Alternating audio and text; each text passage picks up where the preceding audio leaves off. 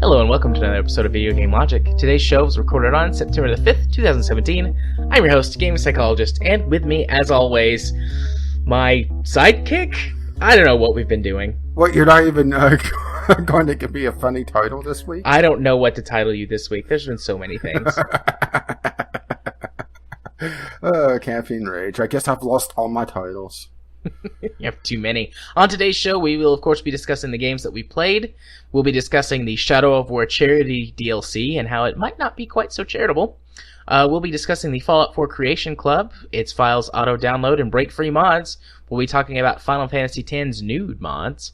Destiny 2's microtransactions include equipment modifications. Do you shoot grandma or help her across the street? The anatomy of good in-game choices, according to Obsidian. We'll have our weekly community corner, our Steam weekly discovery queue, and timestamps will be in the show notes following their respective topics. Hello, Rage. We have had an interesting conversation for like the last 10 minutes that some of it might be outtakes this week, but most of it will definitely wind up in Franken content. Oh, yeah. It's been an interesting time. Masturbation jokes. Masturbation jokes. Dicks and boobs. Yeah, dicks and boobs. Although, given what we're going to be talking about and the things that we talked about before we even started recording... Not off topic. We needed some good dicks and boobs to liven the mood. Well, not off topic for some things and, a leavening for others. Yeah. Oh, it's a really bad time to be an American right now. Between Donald Trump and two hurricanes, we're getting really fucked. Yeah, granted, this will be releasing about the time it hits, but if you're in Florida, get the fuck out! Yeah, the estimates place it making landfall between Friday and Sunday, which is a pretty big gap, but it's still far enough out that they have so many different projections. They're not sure where it's going to go once it hits the Dominican Republic and the Virgin Islands, so... Well, the Virgin Islands are going to have to change their name after this because they're about to get fucked. You know, as soon as I said that, I thought about, like, all of those Chuck Norris jokes and everything. And then you made a joke about the hurricane. Good times. Unless you're in the path of the hurricane. I'm being horribly irreverent tonight. Don't worry. I'm sure it won't, impact on any of our discussion for more sensitive topics. Yeah. Also, goodbye, listeners that we might have in the Dominican Republic, which I don't think we have any. It's been a while since I looked at our download demographics. There is one thing I kind of noticed on at least my YouTube channel, is that there's someone in Norway that's been watching all the VGL episodes. So, hello, Norway. I don't know who you are. No, I'm not joking. No, I believe you. I went into my analytics. It's like, why the hell am I so popular in Norway? And then I went there and saw VGL, for like the last 30 episodes, watched in full. And the thing about my channel is, I'm still low enough where noise levels... has kind of the background noise, but then anything that someone's watching 3 hours, a week straight, it'll pop up. So I saw this, like, who do we know in Norway? Nobody that I know of, but hey, Norwegian listener out there, hit us up. And maybe you have already, and I just don't know you're from Norway. But regardless, let me know. It's just one of those things. I saw that. Wait, what? Oh, because I've been toying around with trying to get a little bit more traffic, and it seems to be doing at least something. Either that, or have a couple outliers on the Sunday sampler. Speaking of which, yeah, I guess now's a good time to go ahead and talk about the games that we played this week, Rage. Yeah, as usual, you're back to going first. Yeah, because I have actually games I played this week, at least somewhat in depth. A couple of these I haven't too much in depth, but We're going to be talking about Paladins again for a little bit. I did a little bit of multiplayer on this, prepping for the Friday stream that kind of didn't happen because it was only me there and Jared, of course. But I'll have to say, Paladins doesn't really do it for me, and I kind of made a discovery about myself of playing this game. Boy, that sounds a lot dirtier now that I said it out loud. Yeah, it does. And suddenly Jared's really, really interested. I'm into this. I don't know where we're going with this, but I'm along for the journey. Well, I made it kind of a discovery why the MOBA and by extension the hero shooter kind of doesn't really click with me. It's that it's just a pure lack of information going into it fresh. Now, granted, Paladins and Overwatch and the hero shooter genre isn't as extreme as the MOBA genre, but it's the same root problem, is that I don't know what the fuck. I mean, it comes back to Transistor once again. What the fuck? Okay. I was playing my first couple matches online in Paladins, and I realized that every single hero, except the one I was actively playing, I had absolutely no clue on even their health pools. Because you can see your damage numbers popping up, as you pluck away at them, and you could eventually try to get a feel on, okay, who's more tanky than who. But then you start factoring in all the abilities and all the ultimates and everything else, and it made me realize that it requires a lot more of a time commitment to even have a grasp on what I'm encountering than I really feel comfortable with. And that kind of made me realize, okay, well, this is probably my problem with MOBAs as well. Well, on top of kind of the toxic nature of the community that surrounds those, which I kind of understand on that front, where it's usually very long games and someone actively not doing well not only hurts your own team, but actually helps the enemy team. So I understand kind of the toxic nature around those, but it was kind of a moment of self-discovery on that I found kind of interesting. Right. Well, and I do think that MOBAs and hero shooters could probably help themselves by having a more limited starter league. Have your what they consider the core of their roster in a 5v5 match, but have it where you only have a choice of maybe 10 heroes.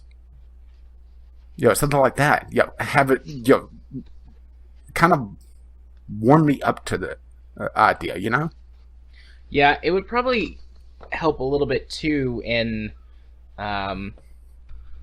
fully paid versions of these instead of the free-to-play ones, because at least then you have the entire character pool to play with and learn, as opposed to Paladins. You have, you have one from each class, so 5 plus whatever's on rotation, which I think is another 2 or 3 heroes.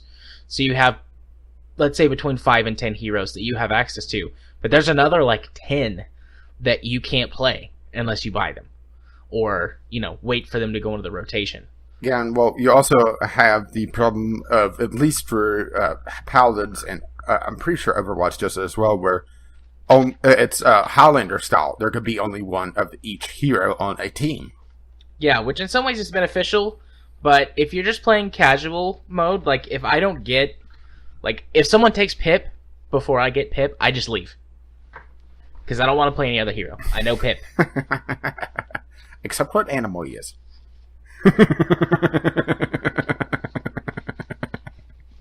I don't see species. I'm not speciesist. Well, see, I at least acknowledge the superiority of the trash panda. Fair enough. Anyways. But it was kind of a moment of just things clicking for me. I mean, it's not that I actively dislike Paladins or really the MOBA genre. It's just I don't have a lot of interest in it. And that's part of the reason why we went to play Crossout in our Game Club game. And also I think Jared kind of likes it. What, Crossout? Yeah. Yeah, I really like Crossout. It's a good game. But I'm not going to talk about it because it's not time for Game Club. Yeah, it's going to be an interesting game club. I have a feeling we're going to end up talking more about Crossout than we did Transistor. I think so.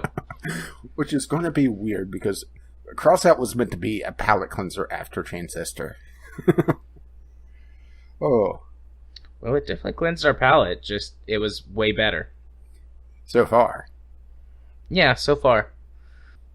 I got to level 10. We'll have to play again. Yeah. Soon-ish. Anyways. Well, if no one shows up for the Friday night stream, I guess at least then. Yeah, well, Ghost Shark asked about playing it anyways. I told him we'd see. Oh. Well, let's see. Well, let's move along to the Trail Frontier Challenge. This is, well, the Trail, the mobile game, it came to Steam not too long ago for a paid version. I didn't spend a lot of time with this because I ended up getting something better for the Sunday Sampler, but I thought I would talk about it nonetheless because I'm not sure if I would get around to it. And it does some interesting things to change things up. It's a lot more game structured this time around. The Trail on mobile is kind of a free form, you go off, do your own thing. This feels a lot more structured in that they took away all the microtransactions, but they also gave you a lot more skills to try to level up and a lot more challenges on the trail itself to focus on as you're doing your little nature hike. And it kind of feels like they missed the point of the trail. You know? Do they still have that stupid backpack mechanic? They still have that stupid backpack mechanic, but it's a lot easier to upgrade your backpack now. You don't have to do the microtransactions to get the recipe. Okay, that's good. But it's still, the physics-based backpack simulator. Oh, goody. It's one of those things that... Oh, and something else. That I'm not sure if the Trail on mobile did this, but because there's so fewer players on the Steam version, it's a lot more apparent that these aren't actually people that you're walking around with. These are ghosts. They're, the client-side data of, or I should say the server-side copy of a player that played the game previously. Probably the mobile version, to be perfectly honest. And it's kind of one of those things that, okay, on mobile, it's a lot more... Oh, well, these could be real players, but on Steam, especially for this being a $15 game, I mean, it's really expensive for a mobile port. It's a really high mobile, or really high PC tax. Yeah, really. Granted, they do take away all the microtransactions. They take away all the advertisements. As a matter of fact, the character that shows up that gives you the, watch this ad to, be able to get some sort of bonus isn't even in the game. At least that I could tell. Granted, I only got an hour and some change into it because I was having performance issues. I was getting a FPS hitch whenever it was loading new data. I mean, a noticeable hitch. Granted, if I was recording it, I wouldn't have noticed because it was going from 60 down to about 40 for just a split second. And I didn't try doing a VSync on 30 just to see if it kind of smoothed things out because I got something a lot better, which I'm going to talk about in just a moment. Okay. But it also, because it's such a larger screen, all the graphical pop-in and all the terrain pop-in is a lot more apparent. It's one of those games that it feels weird saying, go play the mobile version. Well, it's kind of like the whole Silent Hill deal, how that they used fog to hide the fact that the render distance was really low and things like that. Yeah, and this they just use a fucking small screen. Yeah. Makes me wonder if the tablet version, playing on tablet would have been bad. Don't know. I just don't have a tablet, so it didn't even cross my mind until, playing on PC. It's like, this is very apparent that they're popping in. And it's not just, okay, the fact where trees kind of grew up in the distance, kind of neat, but the fact that it's a very, very basic shape and then suddenly it gets all its detail, that is very apparent, especially on a larger screen.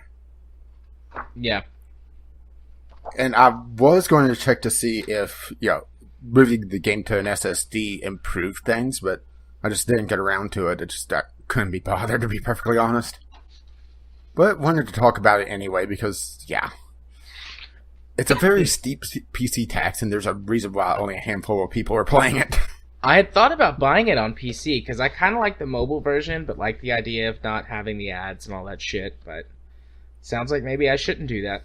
I would say it may be one of those games to try on sale, because they do have... it feels like progression overall would be a lot smoother, but yeah, it's just rough. At least right now. Granted, it could be patched. I mean, it released August 15th. I was checking the release date because I got it about 2 weeks afterwards.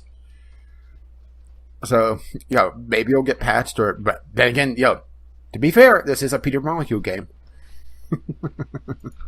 Yeah.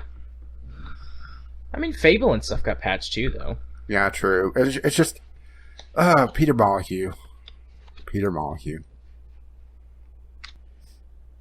Okay, so let's move along to Songbringer. This is a procedural generation plus Zelda-like plus sci-fi theme indie game. And it's actually fairly good, which is a little bit surprising because, honestly, the Legend of Zelda likes, they tend to kind of run the gambit from absolutely awful to, excellent, but this one, I wouldn't put it on the excellent scale, but I would recommend trying it out if you're interested in the game.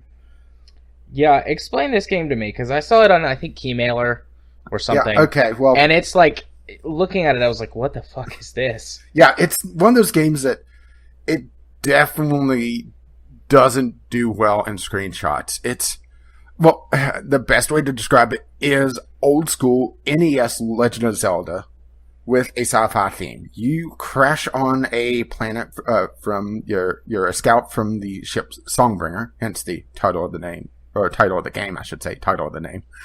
And you need to figure out what the hell's going on. You grab a sword, then for some reason you lost your shirt in the crash, and they actually make light of that, why am I shirtless? What happened to my shirt? Which is kind of funny. And you're trying to figure out what's going on in the world and get back to your ship. I didn't get far enough to figure out what is going on exactly. There is hints that there's a lot of story going on in the background that you'll eventually uncover. But the big draw of this, for one, it has pretty competent combat, Legend of Zelda style. And it's one of those things that in my write-up of my quick look video, it's like, how many times did I say Zelda in this? Because it's the easiest shorthand. It's I'm not even sure what to call this camera perspective. It's not isometric, but it's kind of a tilted scene, and you're able to equip your various tools and weapons in various slots and use them pretty freely, depending on your style and as the environment kind of demands. Granted, it is a little cumbersome on switching items because you have to do a hold to equip everything, and it kind of slows things down. And also, combat does feel a little stilted because it's a little sluggish and there's no way to really dodge effectively. In the early game, you do get a dodge ability fairly quickly, depending on how lucky you are with your procedural generation, which I'll get into a little bit. But also, there's no way to shield damage, so you have to learn, okay, this guy does a bit of a lunge attack whenever you're swinging the sword, and you have to kind of time things. And, since I brought up procedural generation, the world is, I shouldn't say randomly generated, but it's generated off of a 6-character seed whenever you start your save file. And depending on where you start off, you could encounter various dungeons of different focuses. There's some more puzzle-oriented dungeons. There's some more combat-oriented dungeons. And the order that you take them really is up to you. As long as you have these tools to get to them and get through them. Because some of them require some specialized tools. Some, much like Legend of Zelda. But some of them don't. Actually, in my first playthrough, my first playtesting, I should say, I got and beat the second dungeon before I even encountered the first. And I was kind of confused why my achievements were out, or until I looked at the map and saw, oh, that's marked as 2, not 1. And there is a pitfall with procedural generation on a open world like this, is that you can hit a situation where you just have a bad roll, and you're not having things kind of click for you, and you just end up stuck. And that's what happened on another playtest. Ended up generating 2 worlds in my playtesting, with the third one fresh for my video. Is that my second world, it wasn't clicking for me, so I was kind of in a stuck situation. And I'm sure that if I sat there and fiddled with it for a while, it would eventually unravel and I would get my progress. But because of that, that's the downside of the procedural generation, is that I'm not really seeing where I'm needing to go. I'm not getting the tools I think I need. I could be wrong on that, to be able to see forward progress, and it gets a little frustrating. Right. So, you said roguelike, or rogue, did you say light or light? Rogue light, as in, okay. It has an option for permadeath, but I would strongly suggest against it. For one playthrough is probably in the order of 6 to 8 hours. But also, I rated unavoidable damage because of the way they handle enemies. And that's one of my big drawbacks on the combat. The game handles each tile like, once again, Legend of Zelda, drink. And that there's a transition effect. You get to the edge of the screen. The camera pans over the world until you're at the opposite edge. So if you're going to the left and you hit the left edge, the camera sweeps to the left until your character's back on the right, and then play continues. Pretty simple. And that's how they handled the large world in Legend of Zelda. Well, the problem is they don't reset the enemy positions on transition.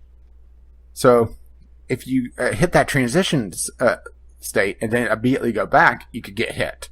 And also, I hit a couple times where enemies would just jump out of the bushes, and I had no real idea that they were there. Granted, that may be one of those things that you eventually learn, because this is a tile-based procedural generation system. So you could eventually see, okay, this tile, high likelihood of enemies jumping out.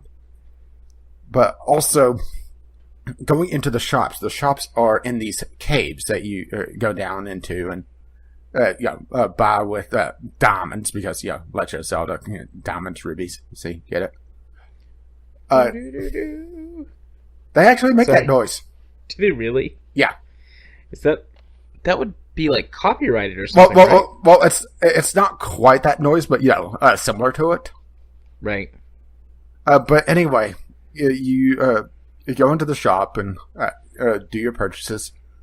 And the thing is that I'm pretty sure that the shop keeps the previous tile active, because every time I've left the shop and I didn't kill all the enemies outside of it, they've been waiting right there in the doorway, and there's no invincibility frames once you have control of your character once again. And because whenever you go downstairs, or whenever you use a tool that is not designated as a combat tool, you sheath your sword. And there's I would say about a half-second delay of him unsheathing his sword. That also adds to a little bit of the clunkiness of combat. It's not to say it's a deal breaker, it's just, irritating, and really turns me off of even wanting to attempt a permadeath run. Granted, I really don't do permadeath anyway, especially in a more long-form RPG like this, but yeah. I will say that the game is absolutely beautiful, though. It's one of those games that screenshots do not do it justice. There's a lot of lighting effects and a lot of shadow effects that really make the game pop. But on the flip side of things, there's also some areas where the game's a little bit busy visually. Yeah, some of the screenshots definitely make me feel that way. I mean, it's not completely, once again, a deal breaker. It's just, it keeps it from being a lot better. I would say it's a very competent Zelda-like. And if you're itching for a Legend of Zelda-like adventure, especially one that you could replay. Assuming that, the whole idea of things shifting around, but I'm assuming the story doesn't really change, or I should say the overarching story, but having different secrets to find appeals to you. It's definitely something that you play a few times. Yeah, it doesn't sound like the kind of game that I would like.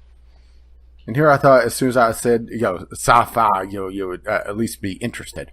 I mean, I'm interested. I'd give it a shot. I mean, I'd pick it up on sale for a few bucks and try it. But yeah, it is. Sound... Yeah, it is a bit on the expensive side for the indie side of things. It is a $20 game. Well, I will say that I enjoyed it, that's good. Which is kind of a rarity these days. Yeah, it happens probably once every 5-ish episodes. You've got a game and you're like, I really like this game. So like once a month, you really like the game or a game. Usually at best, you're like, it's pretty tolerable. Wow, you make me sound terrible. You make me sound like some sort of hard-ass critic or something. I make you sound grumpy. No, Grumpy's going to be in, about 30-ish minutes. I think I'm going to change your nickname on my XCom run to Grumpy. Yeah, are you just do that? Are you just going to have all the all the dwarves now? No, just you. Oh, do you want some dwarf friends? I'll get you some dwarf friends. Well, as long as they're not fucking elves. What if they want to fuck the elves? What if they think they're sexy or something? Elves are plant-worshipping little shits. But maybe they want to fuck them. Just because I ain't a vegetarian doesn't mean I wouldn't fuck someone who is a vegetarian. I played too much Dwarf Fortress to really like elves anymore. Oh, stop cutting down all the trees. You're making us upset. We're going to attack you now. Oh no, you just sold us a piece of wood that we just sold you. Is that a wooden bin? How dare you? And no, I'm not joking. These are actually things that would piss off the elves in Dwarf Fortress. You poor, poor man. Actually, if you try to sell them anything made of glass, because it uses potash, which comes from processing wood. Yeah, fuck elves. Okay, are you done talking about? I think so. There's a lot of analogs to Legend of Zelda in this game. For example, one of the early things you get is a top hat. A top hat drone that you put on your head, and it's used as the boomerang. Nice. But it's kind of interesting how they handle sort of the procedural generation and non-linearity of this game, because in my 3 different save files, for one, the world is vastly different. And also, I'm getting tools, I should say the non-key items, because you always get the sword on the first screen. You always get the top hat pretty soon after. But then I was starting to see some very, very different orders in how things were being unlocked. And it makes me wonder if it's just me encountering things in a different way, or if it's the game doing that. And if it's the game doing that, that's really interesting. Like guaranteeing different experiences. Yeah. So, moving somewhat swiftly along to our last game that I played. I decided to dive into the mobile market again, and I picked out something that they suggested to me, Postknight, which is I haven't played enough mobile games to really be able to describe this in a genre outside of maybe Auto Runner Combat, with some RPG elements thrown in. It's an interesting little time killer. It's one of those games that it's definitely not going to hold my interest for terribly long. It's something to pick up, play for maybe 5 minutes or so. I guess other people would describe it as a toilet game. But you're a post-knight, essentially mailman plus armor, and you're running different routes and trying to carry the post and dealing with bandits and things along the way. In combat is you're constantly running, and you have to use abilities to try to counteract all the enemies that are coming at you. It does have some RPG elements. It has some relationship elements. You make friendly with some of the girls in the town, and they give you gifts and that sort of thing. It is very, very clunky in its interface, though. And that's probably what irritates me the most, is that there's been more than a few times outside of combat, thankfully. Otherwise, I would have uninstalled it already. I'll hit a button, and I see the button be pressed in the game. I release it. Nothing happens. Hit it again. Nothing happens. Hit the third time. Oh, okay. I guess you're hitting that button. And on top of that, it's not exactly something that you're able to go between areas and buildings very easily. You have to do all the swiping and the gesturing and that sort of thing, and all the cussing whenever it doesn't work correctly. For example, to upgrade your potions, you have to be in town, and then you swipe over to the alchemist, and you hit her. Oh, wait a minute, it didn't register. Hit it again. Oh, okay, finally it pops up. She has her text. You go through. And then the potion has 3 different effects. It has its potency, it has its cooldown, and it has its bonus effect, which so far I only have 1 potion, which is giving me extra armor whenever I use it for a few seconds. Well, as you increase its potency, it also increases the cooldown, and you have to use herbs on that. Well, the thing is that makes this clunky, and this gives you a good example of why this is so clunky. There's different towns. So far, I've unlocked 2, just playing it for a couple of hours on and off. Each town uses different herbs. So, okay, I just got a bunch of herbs for the last town, so I have to swipe over until I hit the crossroads sign that allows me to bring up, my time runs, but also my areas. I'm sure that there's probably a way to do this a lot faster, but I haven't found it. You hit the crossroads sign. Oh, fuck, it didn't register again. Hit it again. It finally comes up. Go over to areas. Find the town that you want. Click on the town. Tap on the town. Gotta make sure. Terminology. Go to the town, then swipe over to the alchemist there. Like I said, it's a very, very clunky design. Right. Like, that feels very old school games, like old school iOS games. Yeah. I mean, level design's come a long way since then. The thing is, this was last updated September 3rd of this year. So it's not, it's actively being supported, so it's not a old game, I would imagine. It's just one of those things that it's very, very, well, like I said, clunky. It's not to say that I don't enjoy killing a couple moments with it, because it is an interesting little time killer. Just all the levels are under 2 minutes, with most of them being 30 seconds or less. Only the boss levels are of any real length, and the longer levels usually have some sort of rest stop in the middle. Either watch a commercial or give one the paid currency, which it actually gives you a trickle income of the paid currency by doing levels, which is interesting. I'm assuming that there's some sort of psychological thing. Oh, I'm only a couple of gems away. I'll give you $10. Yeah, give you a few bucks to get those last few gems instead of waiting. But like I said, there's usually a rest stop in the middle. But granted, usually you're doing okay. And also, in town, you have to wait for your wounds to heal. But it's usually just a few seconds. Unless, you just got trashed on the last level, then, it's probably about a minute. And at that point, I just turn off the game. Because, you heal outside of it being active. But it's not a bad little time killer. Nice. I like to have those. I've got a couple on my phone. Cool. Well, I guess it's time for me to talk about games.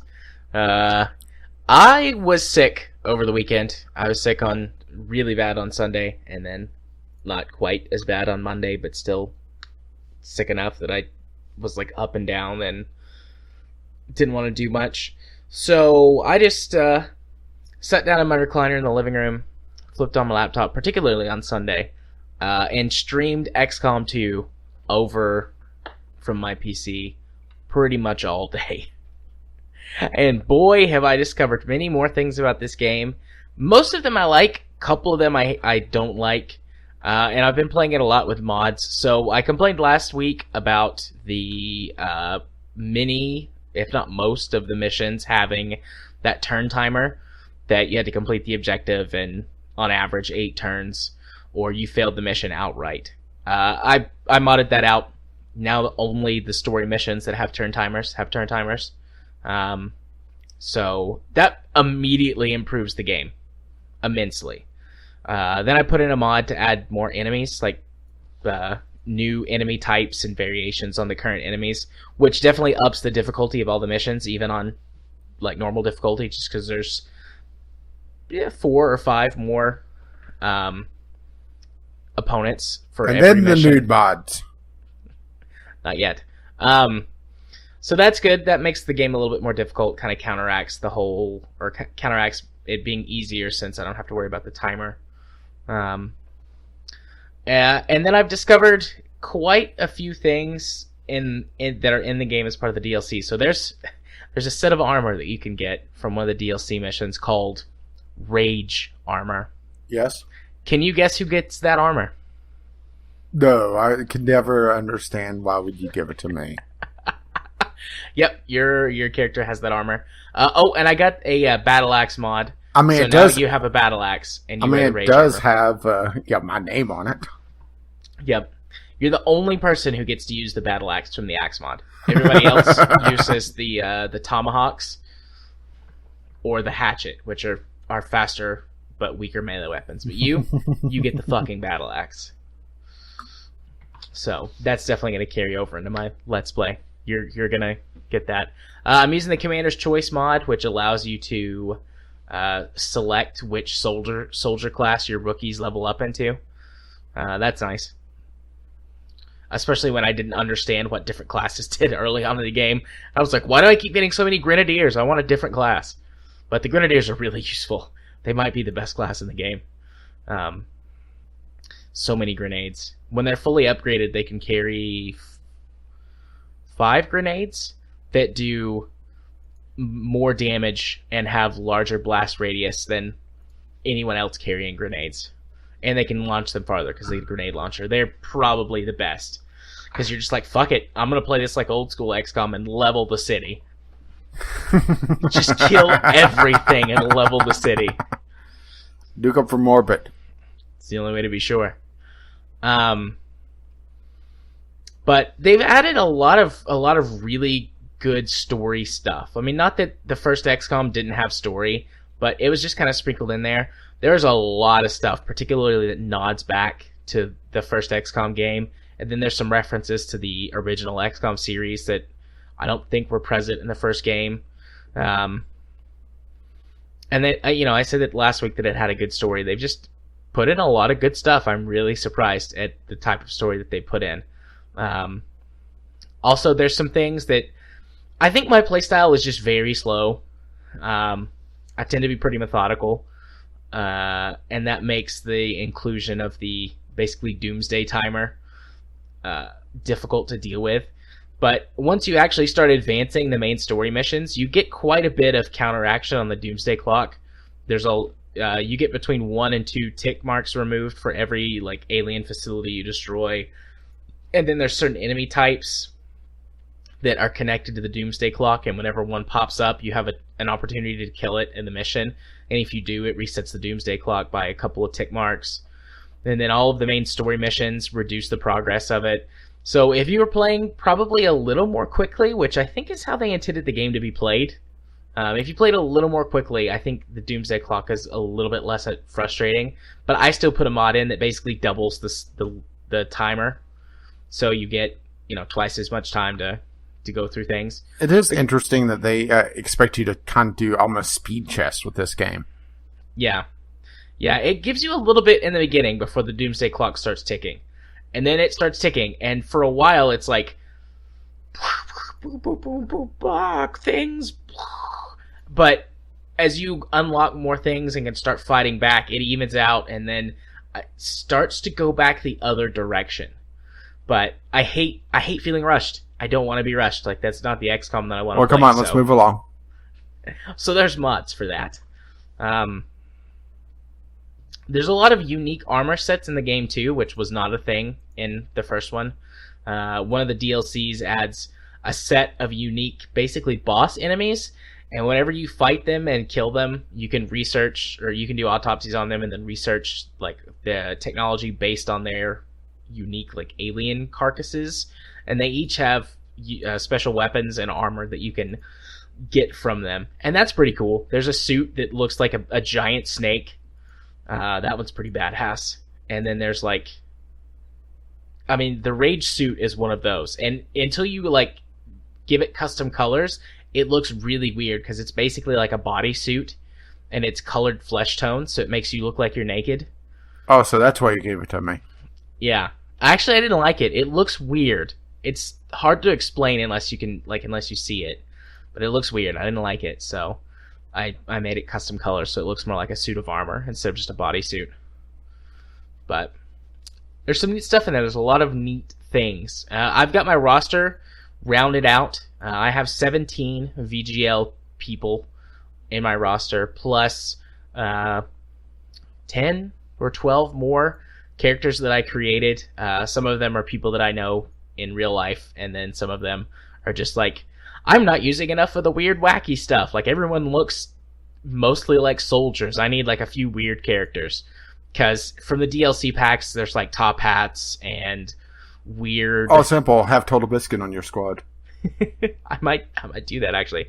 I'm blanking on the name of it, but I'm looking at the rage suit on here. And on PBS, there used to be this weird guy that had a bodysuit on that was like... showed the human anatomy. Not like that, but, you know, stomach, heart, that sort of thing. And it reminded me of that. You know what I'm talking about? No, I do not know what you're talking about. Okay, so continue talking. I'm going to go looking for this. Right, but so I've got like 10 or 12 other characters. So my roster's about 30.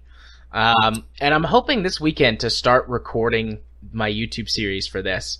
In 2 weeks... my wife's going out of town for work, and I'm sending my kid to stay with my parents for a couple of days. And I'm going to do some pretty heavy recording during then. I don't even know if I'm going to finish the game before I start recording it. I'm not sure how close I am to the end. I know I've got at least 2 more missions before, like 2 more main story missions before I beat the game. But I'm not 100% sure. Alright, let's look at this.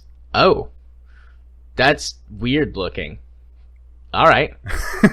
Well, let's just put it this way. I found it very easily by typing in PBS bodysuit guy. There you go. But I really like XCom. I love XCom. I love it. Love it. It's so good. So I can't wait to do my YouTube series. I'll go very in-depth in this in the first episode because I've got some special rules for myself to follow and things like that, because I think we mentioned this last week. Definitely, at least when I was talking to you, but kind of like Iron Man Light, sort of how I handle RimWorld. Yeah, like if there's a recording problem or some kind of glitch or something, then I can go back and redo something. But otherwise, like what happens. So I want to create some unique lose conditions as beyond just like if you lose the game, you lose, because I don't think that's gonna happen. Unless like the difficulty really ramps up and becomes something that's hard to deal with, like if you don't lose, or if you run out of your roster. Yeah, like that's the thing. When my roster's gone. Well, the thing is, I had to expand my roster, not because I was losing people, but because I was holding on to too many. Well, but, in the base. Sorry, I just found this guy's name and it's. I forgot about this until I saw the rage armor. It's like, oh. His name is Slim Goodbody. Also known as Mr. Goodbody, the superhero of health. He was created in the 70s, so that explains a lot. Yep. Drugs were involved. But in order to really play XCOM 2 successfully, you need at least 2 full squads, like 2 full 6-person squads, in order to be active all the time. Really, you need 3. Because whenever people get injured, they're out for a lot longer than XCOM 1. Like, someone had to basically, go unconscious and then be stabilized and rescued from the field in the first XCOM to be out for more than 10, 12 days, unless you were playing on, I think, Iron Man mode. That extended it. But if you get more than just like a flesh wound, like more than just 1 or 2 damage in a mission... So, 'tis but more a scratch? Yeah, if it really is but a scratch, you're out for 5 days. If it's, 'tis but a scratch, and your arm's off, then you're out for... No, it isn't. 2 or 3 weeks. I've had characters be out for almost a month with injuries, especially in the beginning of the game before I got the upgraded medbay, which cuts healing times in half. Yeah, first XCOM, unless you actually lose people, you don't really need more than, I would say, than a squad and a half, really. Yeah, you need basically the entire VGL roster that I've put together in order to be functional at all times. So is Groove a tank because he's sitting in his crate the entire time? Groove's nickname is Jambalaya. In the DLC, there's a Kaiser helmet from World War I, and Groove's German, and I really had to resist the urge to put the Kaiser helmet on her. Like, I really contemplated it for a while. I think I came up with a healthy compromise, which I'll save for when the series starts. So it's the toothbrush mustache. Got it. But I tried really hard. Those of you that I know what you look like, I tried to get it as close as possible. And then those of you that I don't know what it looked like, I tried to go based on your personality as much as I know. So like Jim, for example, well, I mean, I know what Jim looks like. And also, he works at a tech company. So his class by default is going to be the specialist, which they get all of the tech stuff. And then I did the same for Chemist, who also works in software development. So those two kind of made sense. You obviously had to be a ranger, which are the melee class people. It's not a real class, but I call it the Berserker, which is everything that focuses on increasing movement speed and melee damage. Yes, because I'm great at moving around very quickly. Yeah, I thought about that. But I went more with the rage as opposed to the bum leg. Well, honestly, usually whenever I play XCOM, I really love my snipers. Yeah, the snipers in XCOM 2 are still effective, but they're less... I think they're less effective is the wrong word. It's just the game is balanced around having a more diverse team. It's really hard to win with half of your team being snipers. Well, usually I would take one. If it's a mission that I felt like I was going to be holding a position for a long time, I would take 2. Yeah, well, there's very few of those missions. Even in the missions where you can have a sniper posted in one spot for most of it, you still have to get them across the map to retreat. And snipers are very vulnerable because the armor that actually helps the snipers out is light armor, which gives no defensive bonuses and very little health bonus. Also, it's paper. Pretty much. It gives agility bonus, but honestly, that's pretty useless when there's 9 enemies that you've got to run past to get to the evac zone. Oh, that's just when you paint camouflage on it. Yeah, because the pink camouflage that I have on people really helps. Oh, dear God, you're making everyone pink. No, not everyone's pink. I tried to come up with a mix of color schemes for people.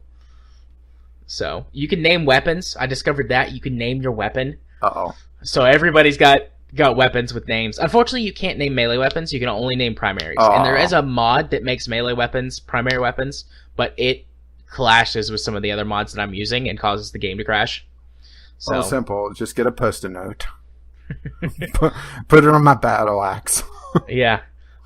Cube is a sniper, and his weapon is named Big Bertha. And that made me really happy. Like, way happier than it probably should have, but it did. But I cannot wait to do this series. I'm so excited. How are you going to split this up? Because XCOM missions are kind of long. A lot of them... Are you going to just do... Well, granted, I haven't played XCOM 2. Are you going to do it like one mission an episode? I don't know. A lot of XCOM 2's, like, I guess you'd say randomly generated missions are pretty short. You can get through them in 20 or 30 minutes, which is... I think I'm going to be shooting for, like, hour-long episode lengths. 45 minutes to an hour. But now some of the story missions are really, really long. There was one that took me nearly 2 hours to complete because it has 3 parts to it. And then the ship defense. So your ship can get shot down. You have like a helicarrier as your mobile HQ. and like the aliens are actively hunting it. And the later you get in the game, the more they try and hunt you and shoot you down.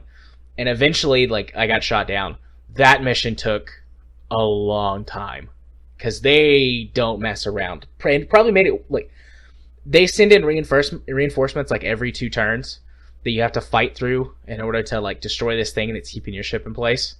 And so they're sending in reinforcements every 2 turns. Plus, I've got the mod turned on that adds more enemies to every battle, and it was a slog.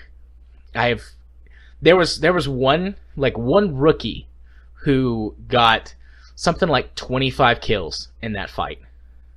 They got promoted all the way to a colonel, which is like the maximum rank. And that mission, like your guys send in reinforcements too. You can have more than 6 soldiers on the field at a time. So it's like every 2 turns they get reinforcements and you get reinforcements, and it's just like Jesus. It was a big battle. That one took a while. The first time I did like the first base assault, that one took a couple of hours. So I don't know. I probably wind up splitting some of the bigger ones into multi-part episodes. But in general, just like the randomly generated missions don't take up too much time. And a lot of time is spent in the map menu towards the mid and late game, because you're just like, well, I got to kill time for this research to pass or my soldiers to heal or whatever. I guess I'll fly over here and like scan for a little bit, see if I can find some resources, go back to base, go to Mass Effect 2, just kill time scanning. Go to the black market, sell them some alien carcasses, see if they have anything nice to buy. So it's good. I'm excited. I can't wait. I'm gonna try and do like the first couple of episodes this weekend, and then next weekend I've set aside like 12 hours to record, and then start editing and things like that. So I did some recording tests. The files for XCom 2 are not that big. I don't understand the performance of this game. It's pretty. Don't worry, nobody else does. It's pretty, but it's not like gorgeous, and it's not very intense. Like I can pull up my my shit, like the MSI Afterburner stuff, where you can see all of your core usages and everything. Like I can pull up all of those stats, and it's like it's not using too much of anything. But as soon as I flip on any recording software, I tried OBS, I tried XSplit, I tried DxTory actually, it just like its performance goes to shit. And so I really had to spend some time like tweaking the graphics settings like to get it recording well. And I mean, it records now at a nice 60 FPS, but I'm just like, what the hell is this? I don't understand. It's probably just like a weird interaction, or maybe something to do with the mods. Actually, that could be causing some issues. Now that I think modded can do odd things. I mean, I had to cut a couple things out of RimWorld because there was some odd things going on. Actually, there was one mod I really was looking forward to trying out, the Psychology mod, that it eventually, after a couple hours, I guess it just built up enough junk in the background. Every time someone would chat with one another, there would be just a small micro stutter. And you would think, that's not too bad. But you have to also realize that happens a lot in a game like RimWorld. Yeah. So I'm going to export all of my characters right before I start recording. That way, in case I decide to add any more to the roster, or maybe take some out that don't feel right. The only mod that anyone needs in order to have everything like look exactly the same as the way that I have them is the Captain Bub's accessory pack. It's got berets. Gotta have some berets for some of my guys. And then it's got a whole bunch of stuff from XCOM 1 that didn't make it into XCOM 2. So just different hats and armor patterns and things like that. So, and helmets. There's not very many helmets, surprisingly. I don't know if they went for the whole like freedom fighter thing, so they're using like hats and scarves and things. But there's only like 4 or 5 actual helmets by default in the game. And I like to have a nice variety of soldier helmets. Well, what's kind of funny,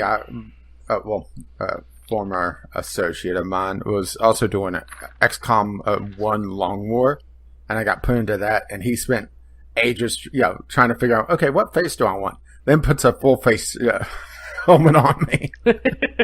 Yeah, I would do outfits first, and I'm like, do I want this person to have a helmet? And then if I did, I wouldn't worry about the face at all.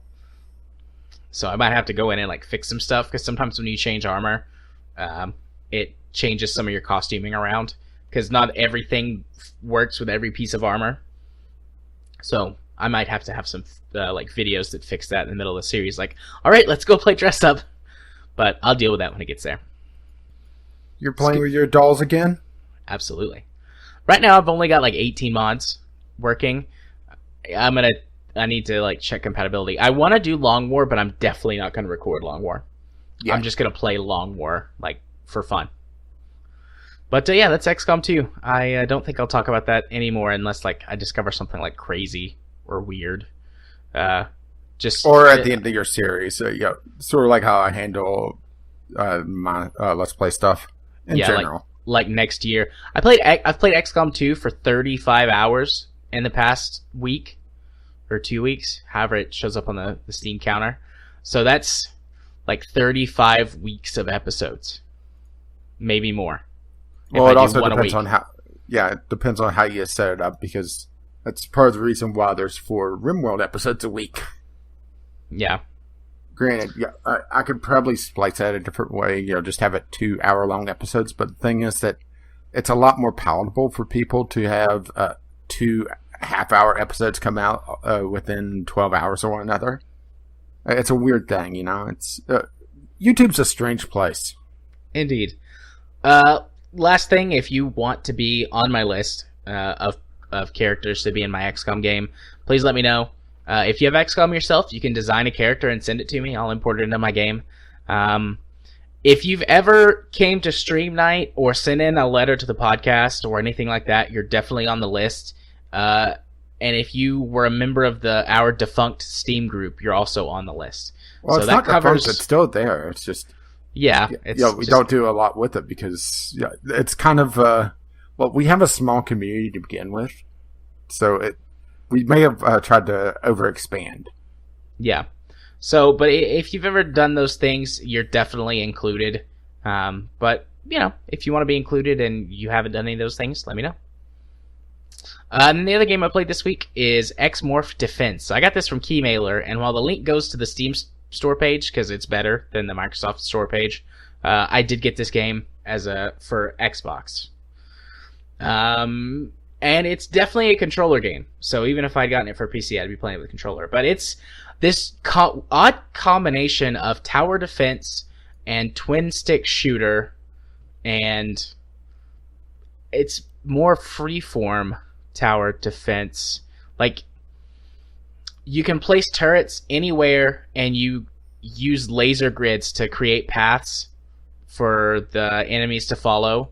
So I don't know if that's like a specific type of tower defense or what, but it's not like your classic tower defense where like, oh, you place the towers here along the edge and you have to maximize your firepower. You're trying to maximize the length of the route that they take to get to the objective so that you have more time yourself to fly around and kill stuff. Like, your towers kill stuff, but you are way, way more powerful than any of your towers. Even like fully upgraded towers. It looks like it may have some destructible terrain. It does. It has destructible terrain. So other things you can use to help shape paths. You can destroy bridges. You can knock down buildings to block paths. And then just in general, for funsies, you can blow up buildings and stuff. And I'm not sure if like so far I haven't seen indicators for like specific buildings to destroy. But sometimes you blow up a building and it's like, oh, I just blocked off that path. Great.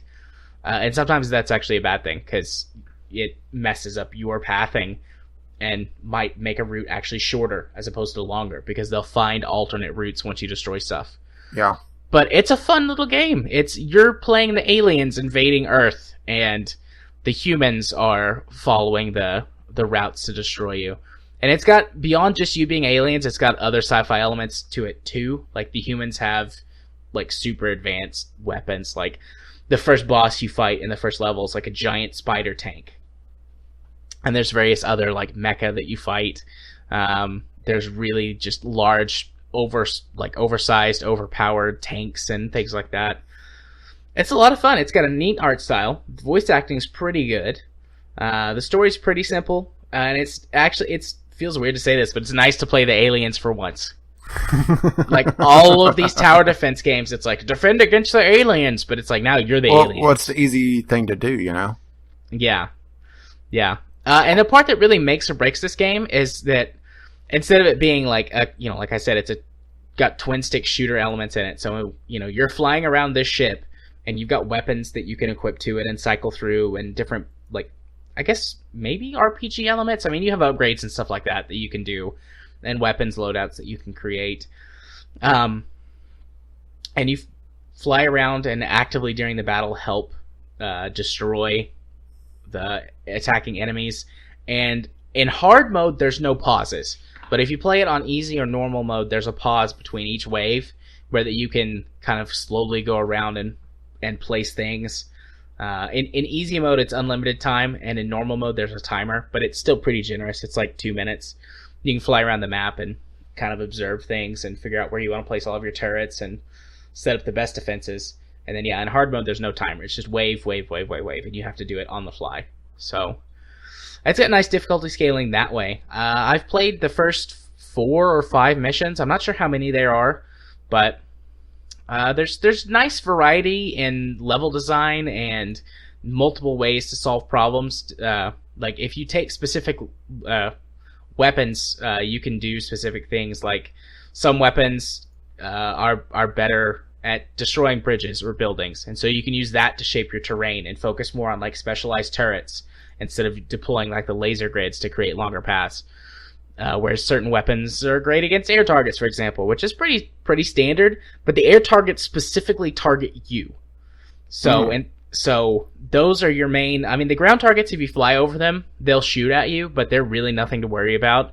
But the gunships and the fighter craft specifically target you.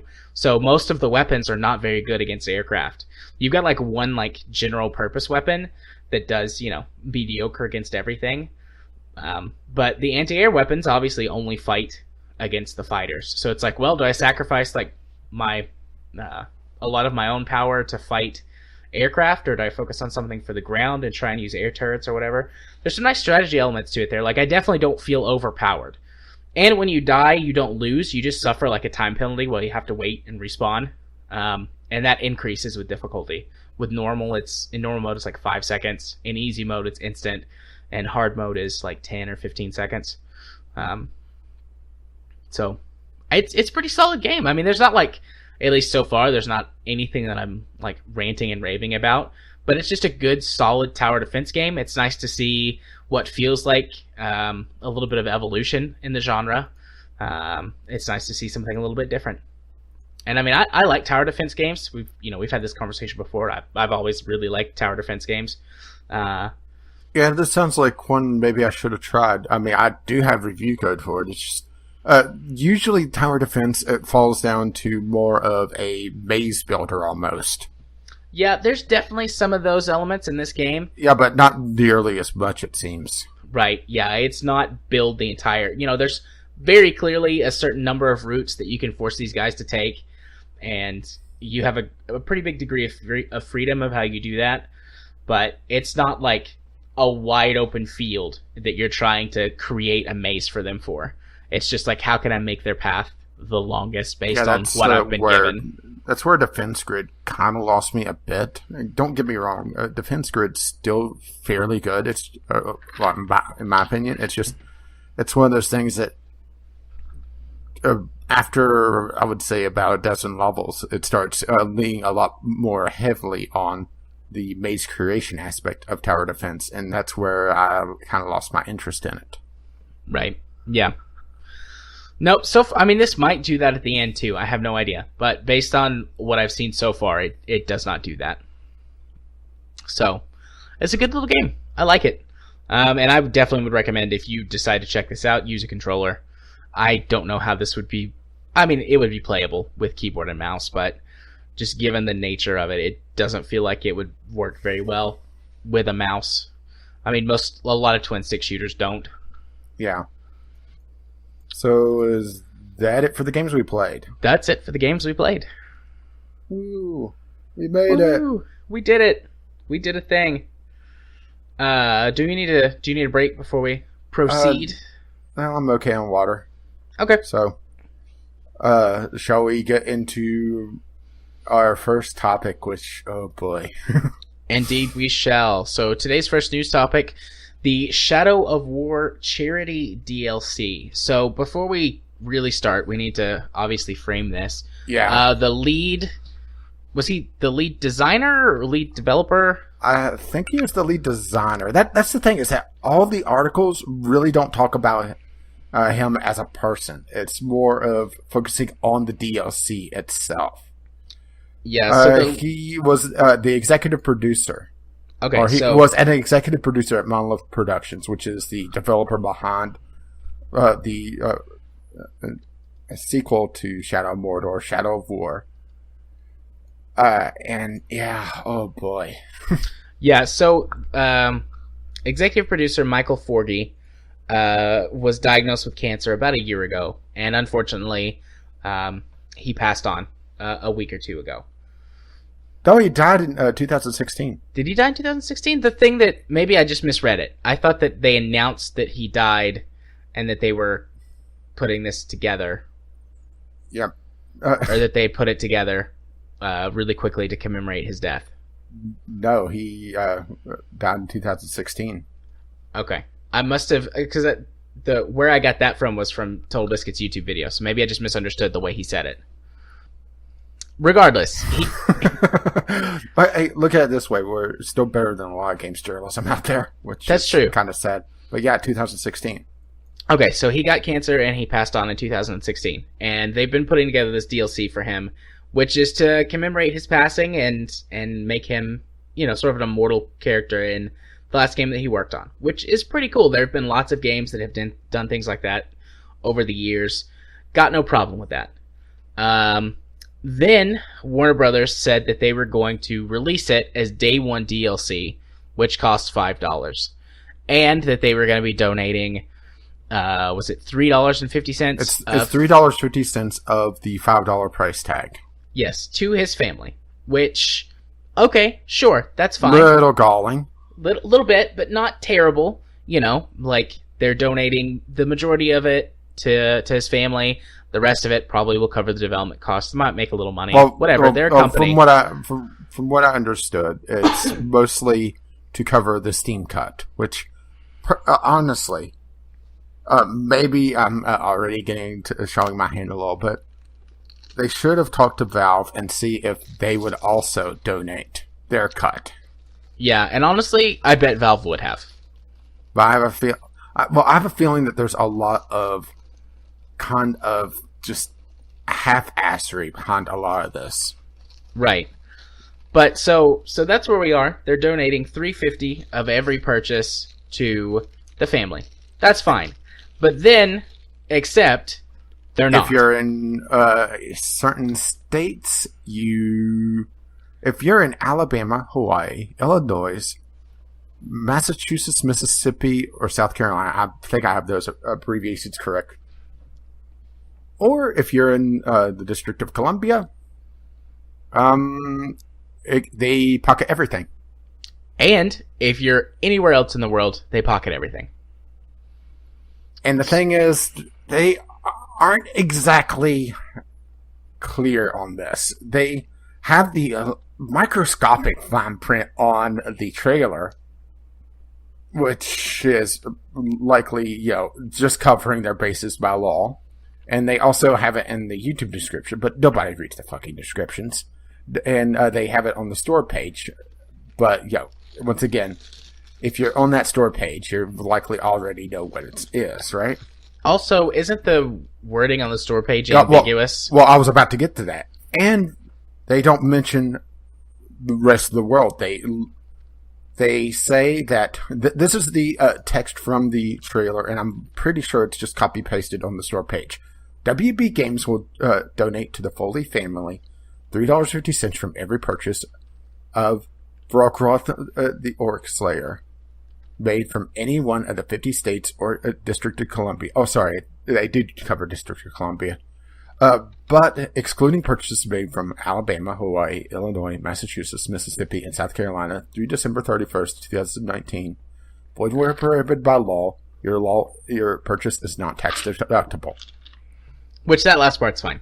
Yeah. Purchase is not being tax deductible that's pretty fine. That's pretty bog standard. Yeah, and honestly, if it was just the states, like maybe there's a weird tax law. I don't know the tax law of all those states. Maybe there is, and that would still be a little bit frustrating. Like, why don't they just, comp it themselves or whatever? But fine. But just that's so. A game like this is gonna sell a cajillion copies worldwide. So even though the sum of money that they are giving might turn out to be substantial, I have no idea. I'm sure that at some point numbers will be released and they'll brag about how much money they... I know Steam Spy is going to be all over this. But still, it's like a game like this is going to sell millions of copies around the world. There's so much of this money that they're pocketing. I mean, this is very clearly a PR stunt that a lot of people they didn't fool.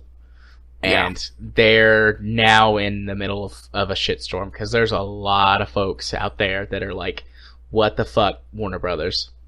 Yeah, it takes a certain level of incompetence to fuck up a charity act this much. Yeah. I mean, it's the only way I could think of to fuck it up even further is to poke Jared, pledge $1 million, and backpedal on it. Yeah. That would make me really sad. I mean, first of all, there's so many better ways they could have done this. They could have just said... the easiest way to...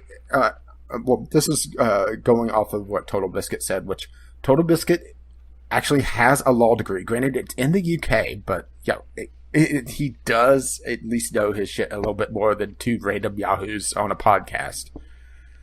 At least I would assume. Unless you have a law degree somewhere that I don't know about. Well, no, I do not. They could have easily fixed this by just saying, for every purchase, we would give them a matching donation. Yep.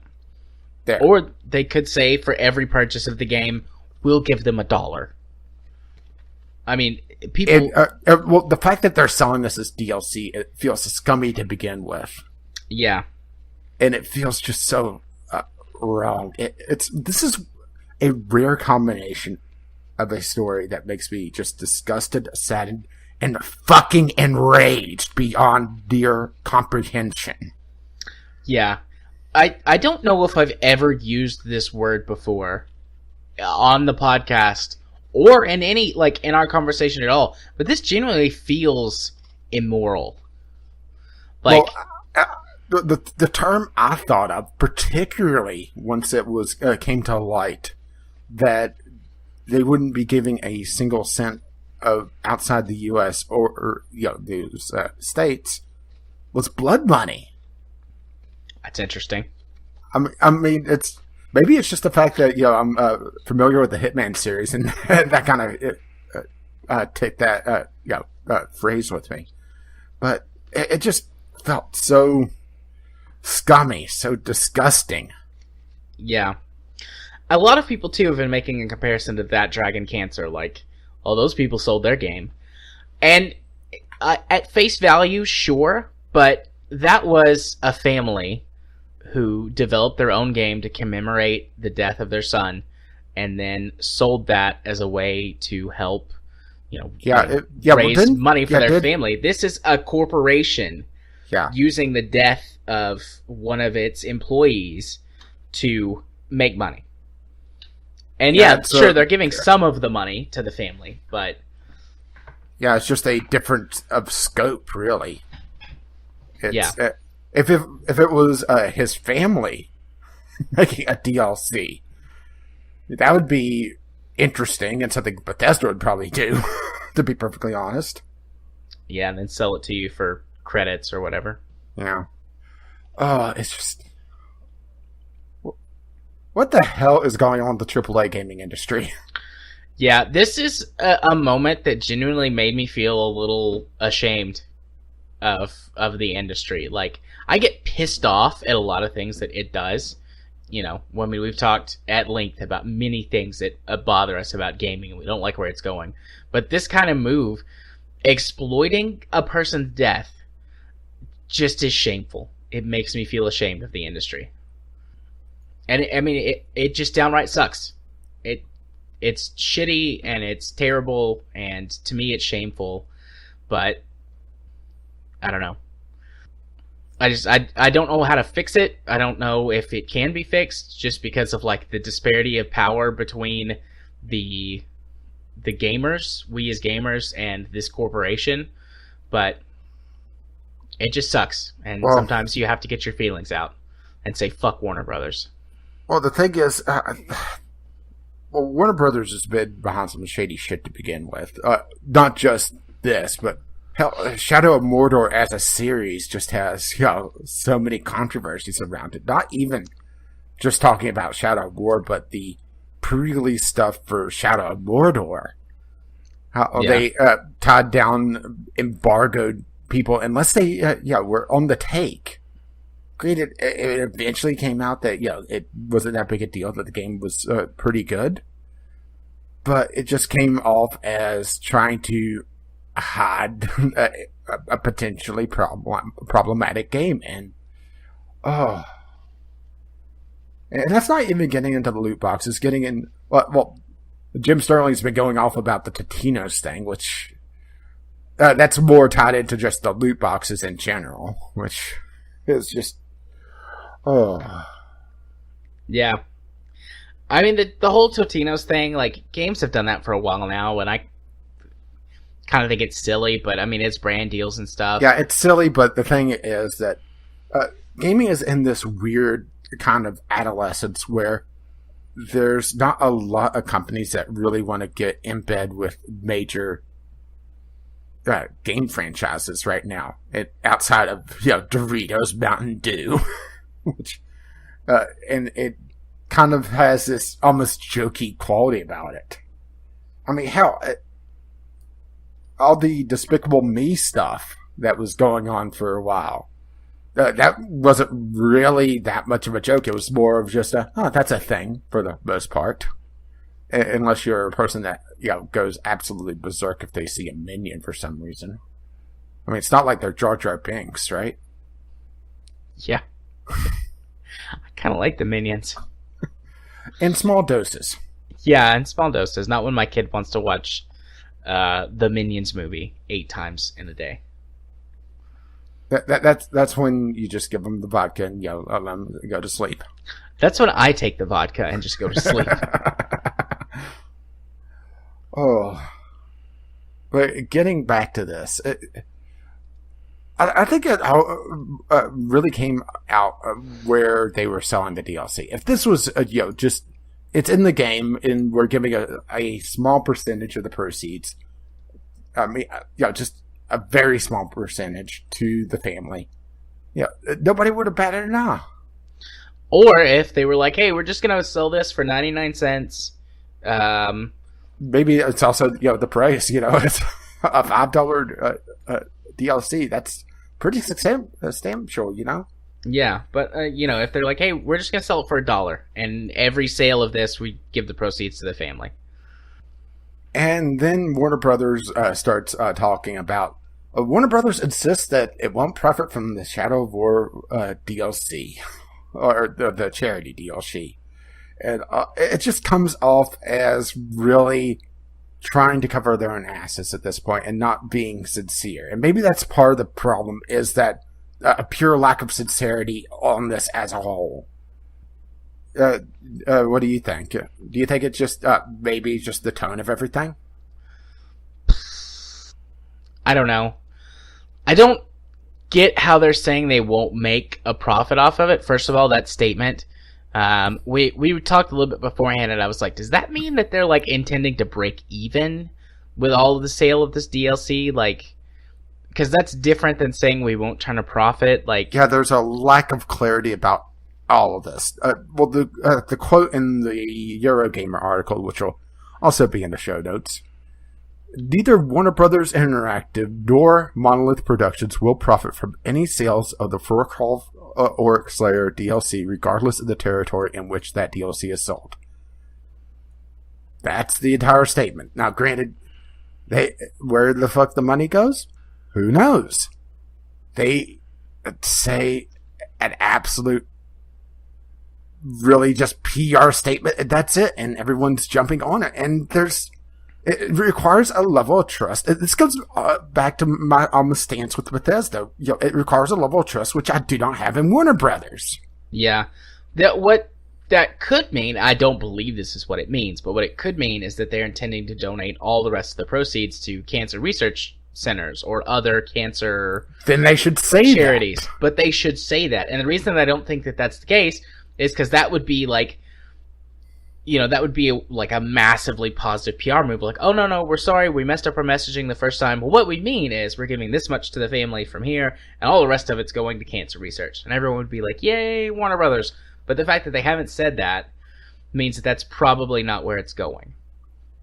Yeah, and I think they're trying to quietly sweep this under the rug. I mean, granted, this is pure speculation at this point, because we have their PR statement, we have the trailer, and that's it. And honestly, was it TotalBiscuit that broke the story? Because everyone else was really just regurgitating the press release, and that was it, until some of the YouTubers were starting to say, wait a minute, and started hitting their Twitter account. When did TV's video come out?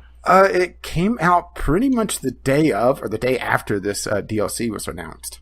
Which was for last week? Friday? Saturday? Yeah, I'm going to have to go into my YouTube subscriptions to try to find this, because, it was several days ago now. Yeah, Jim Sterling's video Monday was about this. And I think he even said that he put this together really quickly over the weekend. So that would have been probably end of last week. Let's see, 4 days ago for TotalBiscuit. Okay, so that would have been Friday. Yeah. So the announcement was probably made, I guess, Thursday. And then they would have had until now to get that out. Yeah, honestly, where the hell is the gaming industry going? I mean, honestly, this is just bullshit. Quite simply, it's bullshit. I suspect this sort of thing goes on in other entertainment mediums, and it's just we're really not in tune with it. Industry at large, and we're just not in tune with it, or the interactive nature of video games makes it a lot easier to spot in this industry. Might be a combination of both. Or I think it comes down to kind of the adolescence of the industry once again, and they're not apt at hiding their bullshit. Yeah, or they are, and the things that get through, what doesn't get through. Although that's probably the cynic in me. I'm rubbing off on you. You're Indeed. slowly becoming me. Excellent. Join me. And together we'll bitch about the industry. Bitch on the internet. I'm there, buddy. Yeah, this is just shitty. And the thing is, Warner Brothers had two chances to do this right. They had their initial chance, their trailer, and if they had a clear, well, actually, now that I think about it, they had three chances. No, four. No, three. They had their initial trailer. Then people asked for clarification on Twitter, and they said, outside the U.S., it doesn't go to the charity. Then they had the Eurogamer article, which, it's so easy to be a cynic about all this, and just hearing TotalBiscuit go off about this in his Tweetlonger is glorious. Especially when he goes off on Eurogamer for taking what he, and I'm going to quote, did it take Eurogamer 3 goddamn days to update their article on this subject? Oh. Yeah. I think the gaming industry, this is going to probably sound a little bit off, but it needs to grow up in its practices. And that includes gaming journalism, because we watched some stuff before we got started that made Jared cringe. Yeah. That's pretty bad. Although that was kind of funny. This is just terrible.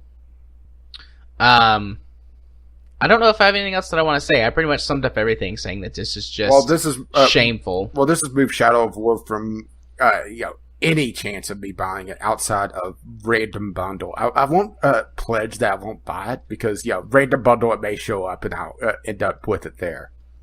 But that'll be the only way I'll get this fucking game now. But the problem is that we are not the average gamers. And the average gamer will take a look at the Steam store page, see, oh, well, this is going to charity, and, just click through. Yeah. And it sounds me. I doubt I'll buy this either. I mean, I probably wasn't going to buy it anyways before. I liked the first game, but I haven't had a chance to play it yet. I picked it up on the cheap, and seeing all the shit that's happened since then, especially with the sequel, has made me actually ashamed that I have this in my library. Yeah. I had the first one for Xbox. I got it, I don't know, a couple of years ago, I guess.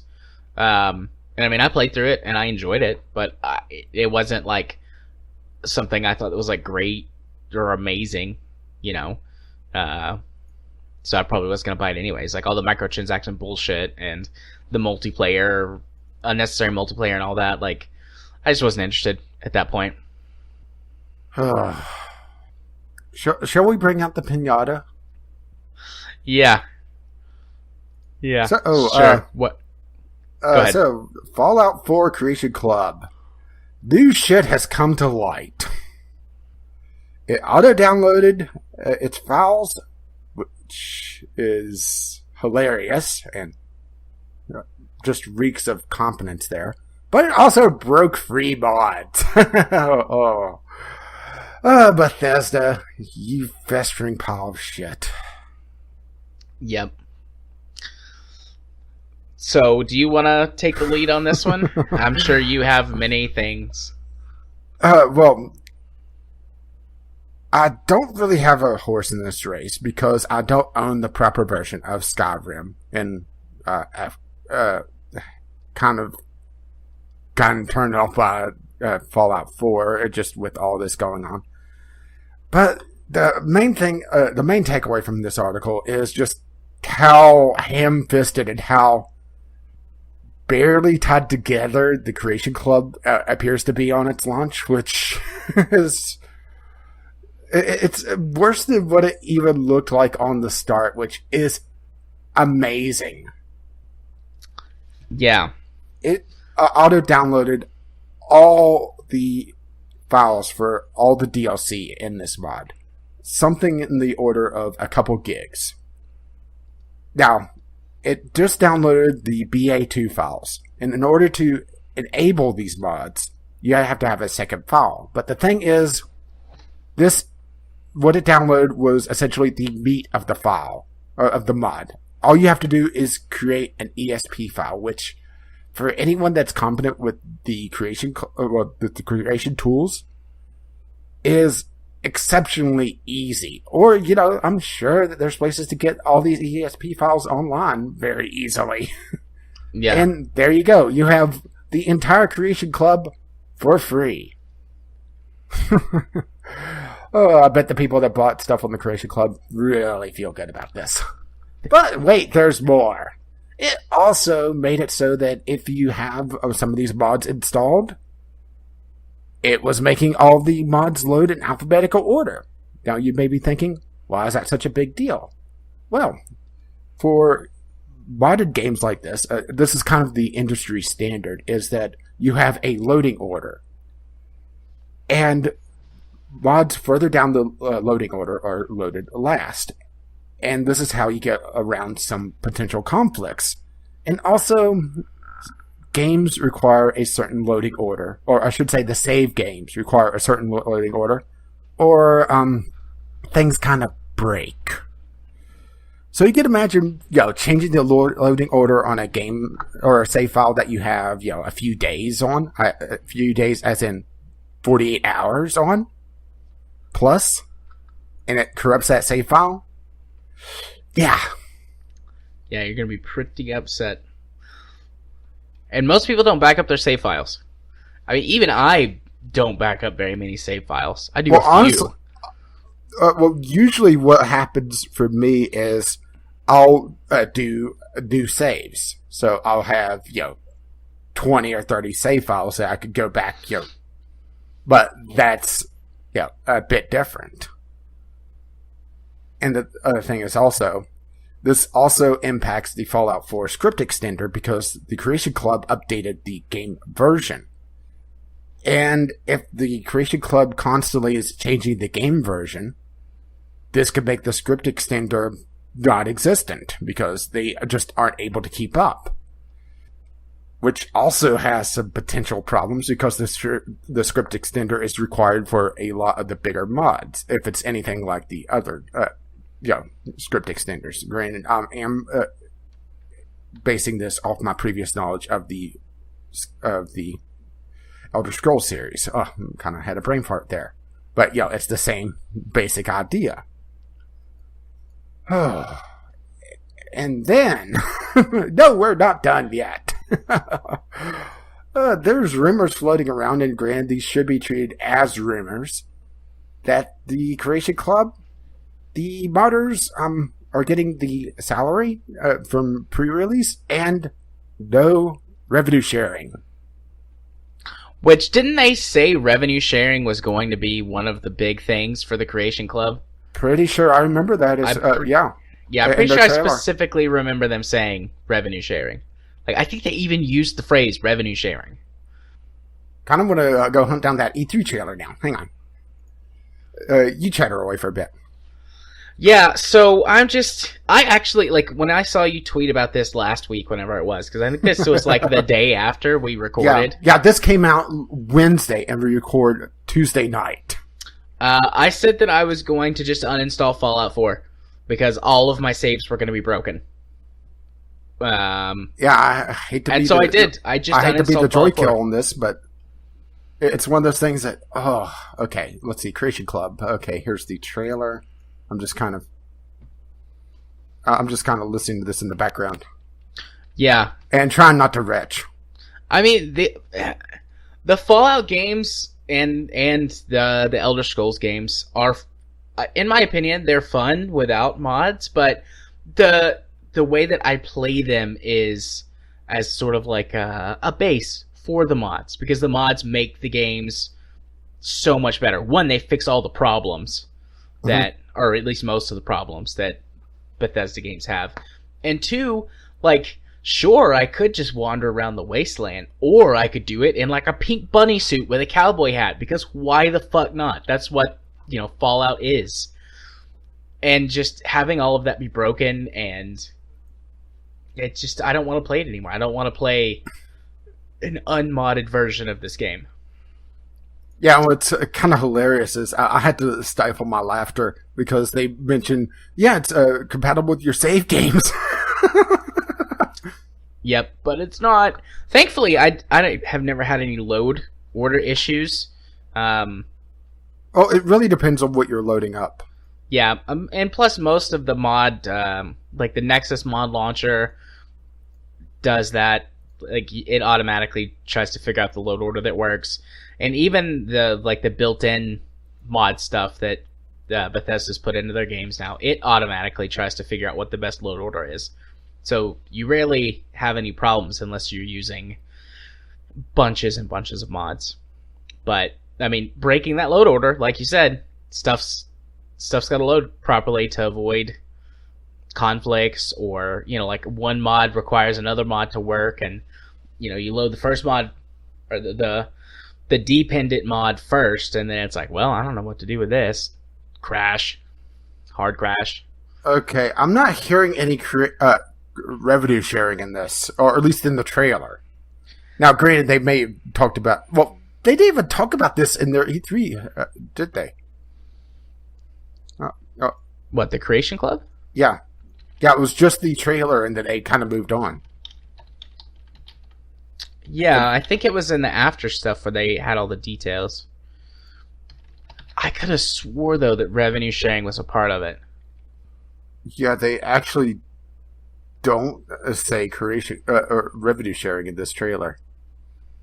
Oh, but this also makes sense on the fact that they don't show who the modder is on the mods, because if they own the mod and they don't have to share, why give the shout out now?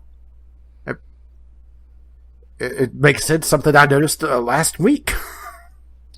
I'm browsing through a couple articles looking for revenue sharing stuff. There was hang on. There's so many. Yeah, a lot of what I'm seeing on revenue sharing is based around the paid mods from 2015. So maybe this was a mass assumption based on what they announced beforehand. And if so, that makes it even scummier. Yeah. Because in the video in the One Angry Gamer site, article, I should say, he was talking about how there's rumors about the payout being less than $1,000, which, if this is true, there's no way in hell you're going to see any really meaty mods on this. It's all going to be very, very small, just reskins. And especially since they all have to play nice together, there's no reason to, or no, I shouldn't say no reason, there's no way to really tie in a larger mod. Yeah, I found the YouTube video I listened to, which is where I remember them saying revenue sharing, but it's quite long, at least for this. So maybe I'll listen to it later, and if it does, okay, how about I do this? I'll make an editing note. I'll go watch this video later. If it does in fact say revenue sharing, you'll hear me say yes or no it does, and then I'll link, if it does, will be in the show notes so that people can go look for it. Revenue sharing was not promised, but they did have the milestone payout system, which we're not sure if that's still a thing. Recording this after like 4 hours of sleep leaves me a little fuzzy on exactly what we said, but to answer the question of revenue sharing, no, that was not promised, although it was hinted at and speculated. There's now a link in the description that starts the video off that I mentioned in the episode at the point where he starts talking about that. So, enjoy. Poor Bethesda. Fallen from grace in my eyes. Like, a year ago, if you had asked me, like, hey, what do you think is one of the best companies in gaming? I would have put Bethesda in, like, the top 3. Definitely the top 5, maybe even the top 3. But now, not in those top spots. I mean, they're still better than some companies. I mean, Bethesda, in my opinion, is not as bad as EA or Ubisoft, but they're... Yeah, but they code like them. Yeah, they do code like them, particularly Ubisoft. Ubisoft and Bethesda, maybe they share developers. But, I mean, they're getting up there. Just makes me wonder, what were they thinking to launch it in this state? Was there some sort of internal deadline that they had to make to release on the date that they did? Because that's the only way that this makes sense. Yeah, but even then, not really. I mean, this is completely of their own doing. I mean, they had the power. Or they thought it wasn't going to be that big a deal, particularly on PC, which has a lot more drive space usually. Can you imagine being a console player and having a couple gigs downloaded to usually a fairly limited hard drive? Yeah, I mean, that would be terrible. I mean, my Xbox One's internal hard drive is 500 gigabytes. But the way that it downloads files, it makes copies of them. So everything is almost twice its size. It compresses it some. But, so you're looking at, 2 gigs of a download plus another 1.5 gigs of the backup or the second. I don't know how or why it does it, but... I mean, yeah, that could be the last little bit to fill up someone's hard drive. Or they'd not be able to completely download because their hard drive is already full. Or have them go over a data cap. Yeah. Yeah, because all that stuff downloads in the background unless you have it turned off. Yeah, and also, at least the way they initially set it up, granted, they pledged that they're going to fix it, probably because they realized, oh shit, we're giving away all our paid content, is the way that they have this set up is paid on-disc DLC. Yeah. I mean, it's just...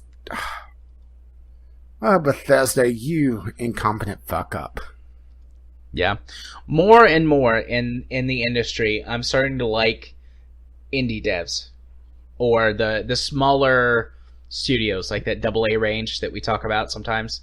Yeah. Like more and more, I'm just going full on with those guys. The games might... No wonder you were excited to see the berets. Yeah.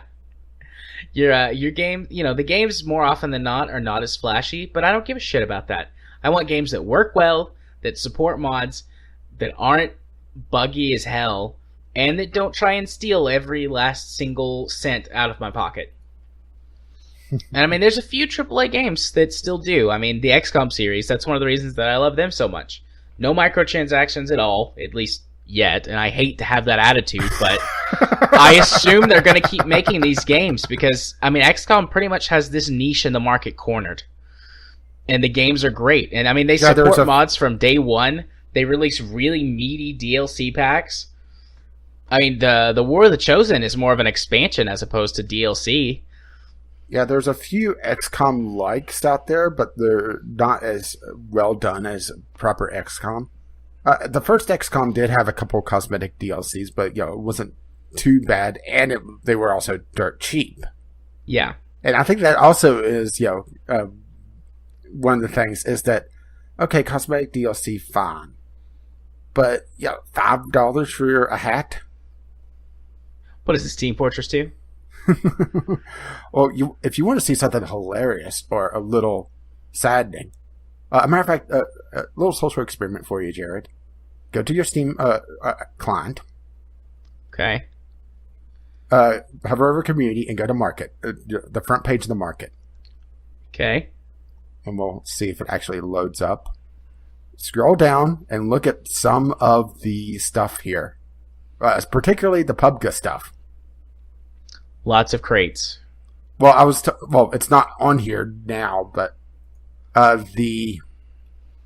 yesterday or the day before, there was a pleated skirt for a couple $100.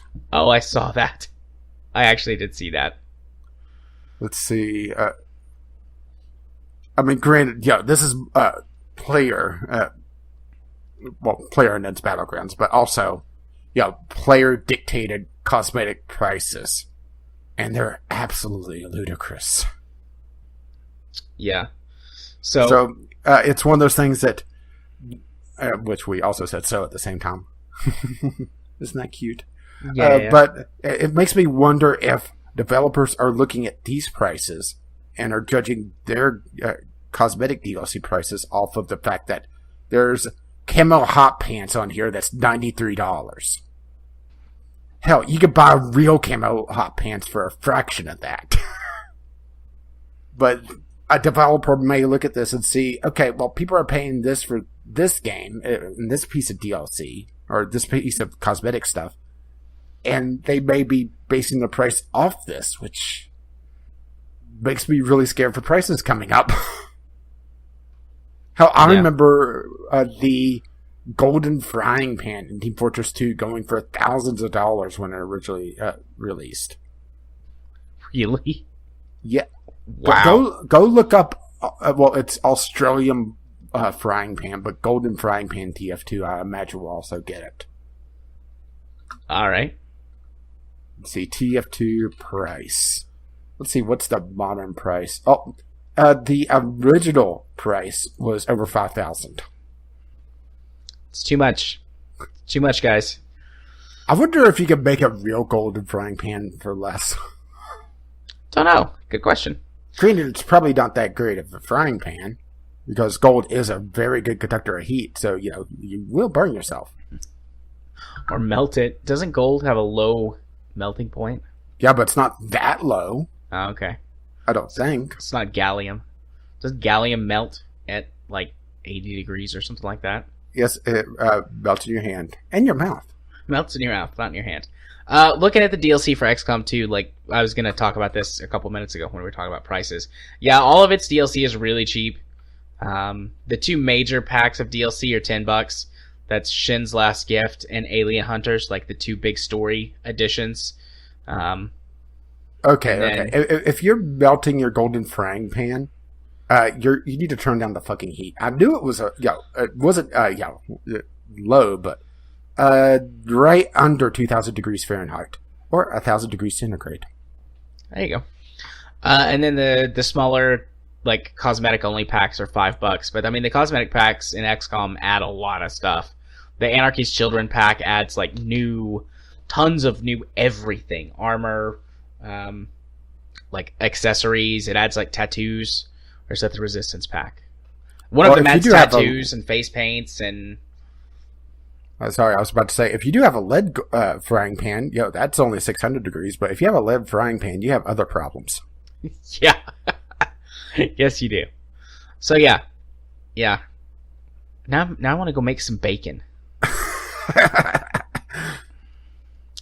Anyways, yeah. So I'm definitely much more in the indie and the AA camp for the most part. There's a few AAAs.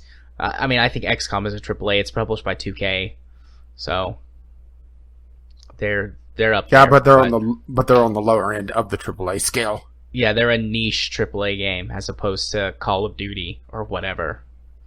So, yep, I'm definitely swinging that way nowadays. Well, we already knew you would. Touche. Oh. This has been a very depressing episode so far. It has. But wasn't that our other depressing topic? And now we're going to go talk about a fun thing? Yeah, I think so. So, Nude mods. Yeah, I'll give you the title of this. Final Fantasy 15 Nude mods could affect the future mod support for Final Fantasy games. Yeah, so was it last week or 2 weeks ago? One of the developers for Final Fantasy 15 is like, we'll leave it up to our fans' better moral judgment as to whether or not they want to put nude mods in the game. And It's like, dude, nude mods are going in that game. There's lots of cute boys and girls in Final Fantasy 15. Nude mods are there. It's going to be a dude road trip. That sounds like fun. Yeah, and I think we just sold Jared this game. I mean, I was already sold on Final Fantasy 15. I was probably going to buy it this year. It'll have a little price drop, probably around Christmas time. I'll pick it up. Also, depending on how the game is structured, usually the developers will create a nude skin to be able to properly animate clothing. It wouldn't be photorealistic, but have a rough approximation of nipples and other fun bits to be able to properly clothe the characters. So this is kind of just rolling back to what the developers originally create. But the thing is that sometimes these skins are left in the game. And that's where some of the moral outrage comes out sometimes, Yeah. Matter of fact, I believe, if memory serves, the one I remember the best is actually, let's go back to the Bethesda. The Elder Scrolls Oblivion had a nude female chest texture that could be applied. If memory serves correctly. And there was a moral outcry about it, and it was actually pulled off the shelves for a time. And that's not even getting into some of the more risque stuff like hot coffee. God, hot coffee. That still makes me laugh. Yeah, it's one of those things that it's a stupid thing, but it just created such a hysteria for... Well, I mean, let's call it what it is. It was clothed dry humping. For the most part. Pretty much. This is just one of those small little fun topics that, there's no way that the moral judgment. Let's just put it this way.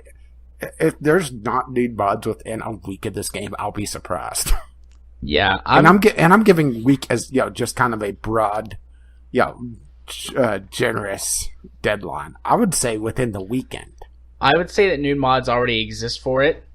Someone's already made them, and they're just not, publicly available yet. Yeah, they just they were able to export some of the texture files from the PlayStation version. Yep. Or PlayStation, or the console version, and just sitting there waiting. Yep. Probably masturbating the entire time. I bet they already... Yeah. How did you know? Yeah, I'm sure I heard you earlier. Exist. Yeah. Get some more hand sanitizer. Make some noises. Sure you claim it's hand sanitizer, but I know where it's coming from. Got it out there fast. Gotta go fast.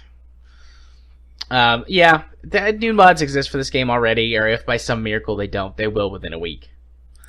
I don't know why they're like... I wonder if it's like a Japanese thing. Like, they are. You know, though, that naughty bits are censored in Japan. I mean, it's not even the fact that they're censored post.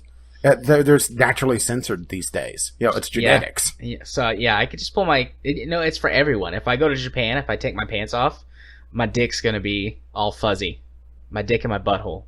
The rest of it's fine. Like, you can see boobs in Japan, but not. Well, here's the thing: is that it's our fault. Because we nuked them? No. I'm actually not making a nuke joke. The radiation made them funny. I've heard a lot of people talk about this, particularly on the anime podcasts, is that it's actually in their constitution that the U.S. kind of forced on them about morals. And it got twisted to eventually cover pornography. So that's interesting. I didn't know that. If I'm remembering from my anime podcast correctly, and that they're correct. I mean, once again, trust but verify here. But yeah, it would make a lot of sense, especially with how Puritan the U.S. Especially was in the 40s and 50s when this would have happened. And if you look at some of Japanese artwork before, the empire fell, essentially, it was a lot more risque. They were a lot more comfortable in their sexuality. I would say that Japanese artwork is still probably pretty risque. Japan is the country of weird things. Oh, yep, there's Japanese art. That's porn. That's definitely porn from, I don't know, I would assume the 1200s. Well, the thing is that they don't use a number system. Usually they use the era system. And the thing is, if you don't know the particular eras, you're having to do some sort of translation. Traditional Japanese artwork. Oh boy! Now I'm sending Jared down another rabbit hole. That's a penis. That's definitely a penis. And suddenly you're interested in Japanese artwork. It's so strange. That's like a Cthulhu monster. That's a lady taking a bath in a river. Although that looks like anime. That's got to be anime. Just like, because that's a schoolgirl outfit. Those didn't exist 1,000 years ago. No, it's a traditional Japanese dress, don't you know? A traditional Japanese schoolgirl outfit. Oh. That's just a man's ass. There's not even a... What? Oh, and Jared suddenly really got interested in Japanese art. There's some more porn. Man, this is like comparable to some like ancient Roman stuff that I've seen. This is great.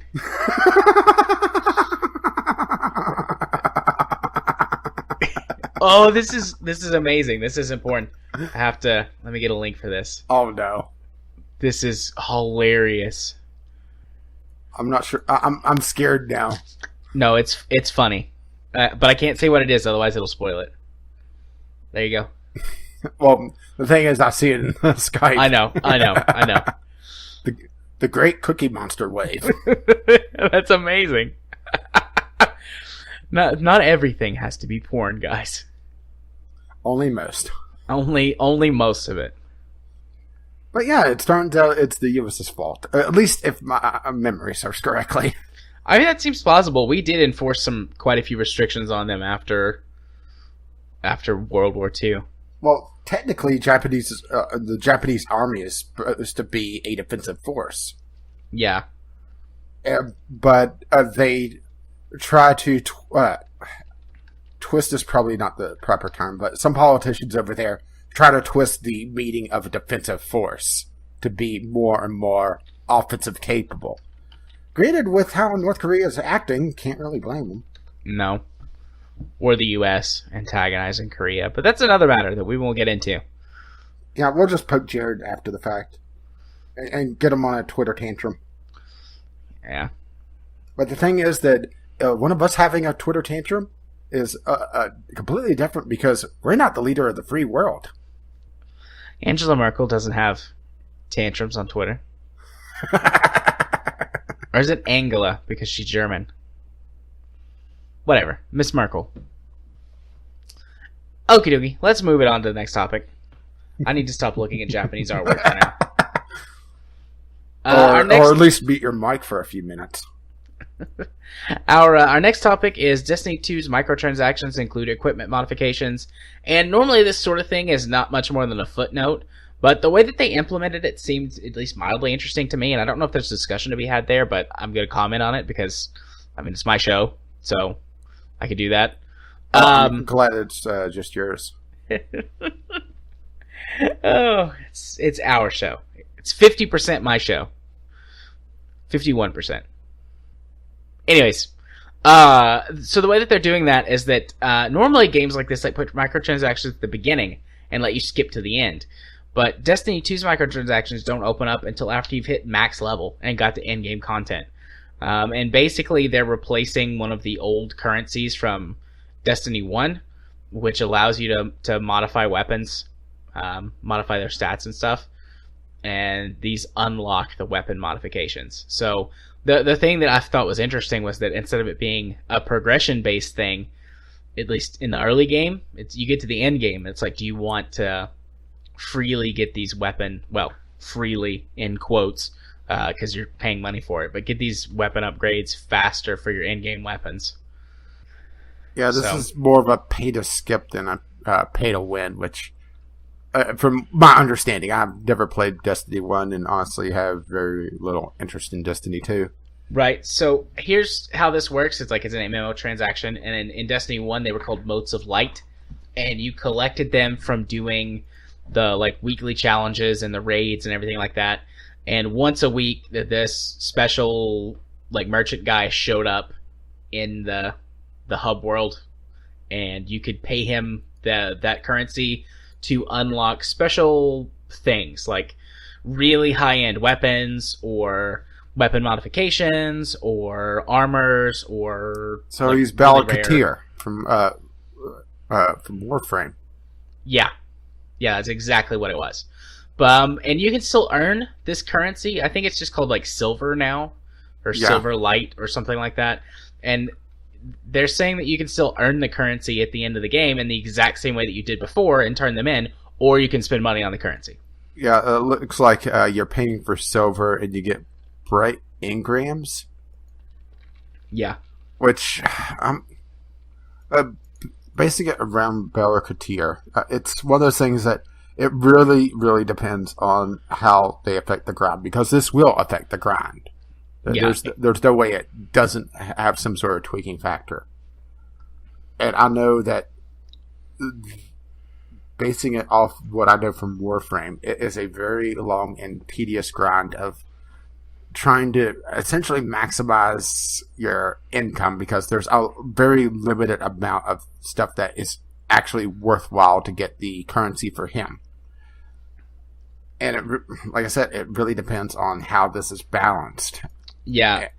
In Destiny 1... I'm still take pause at just from the fact that it's a microtransaction in a AAA game. Especially, my lack of trust of developers these days, or publishers, I guess I should really say. Yeah.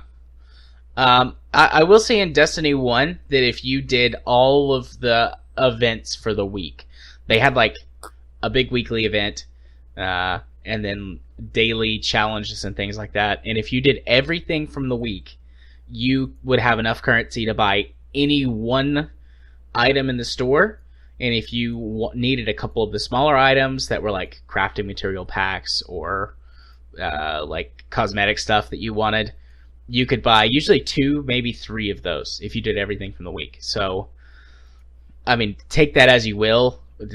It never felt very grindy to me, but again, this was a time in my life when I played Destiny 1 that I had a lot more free time to play games. And that was also the only game I played. I think I played Destiny 1 for like 200 hours. So.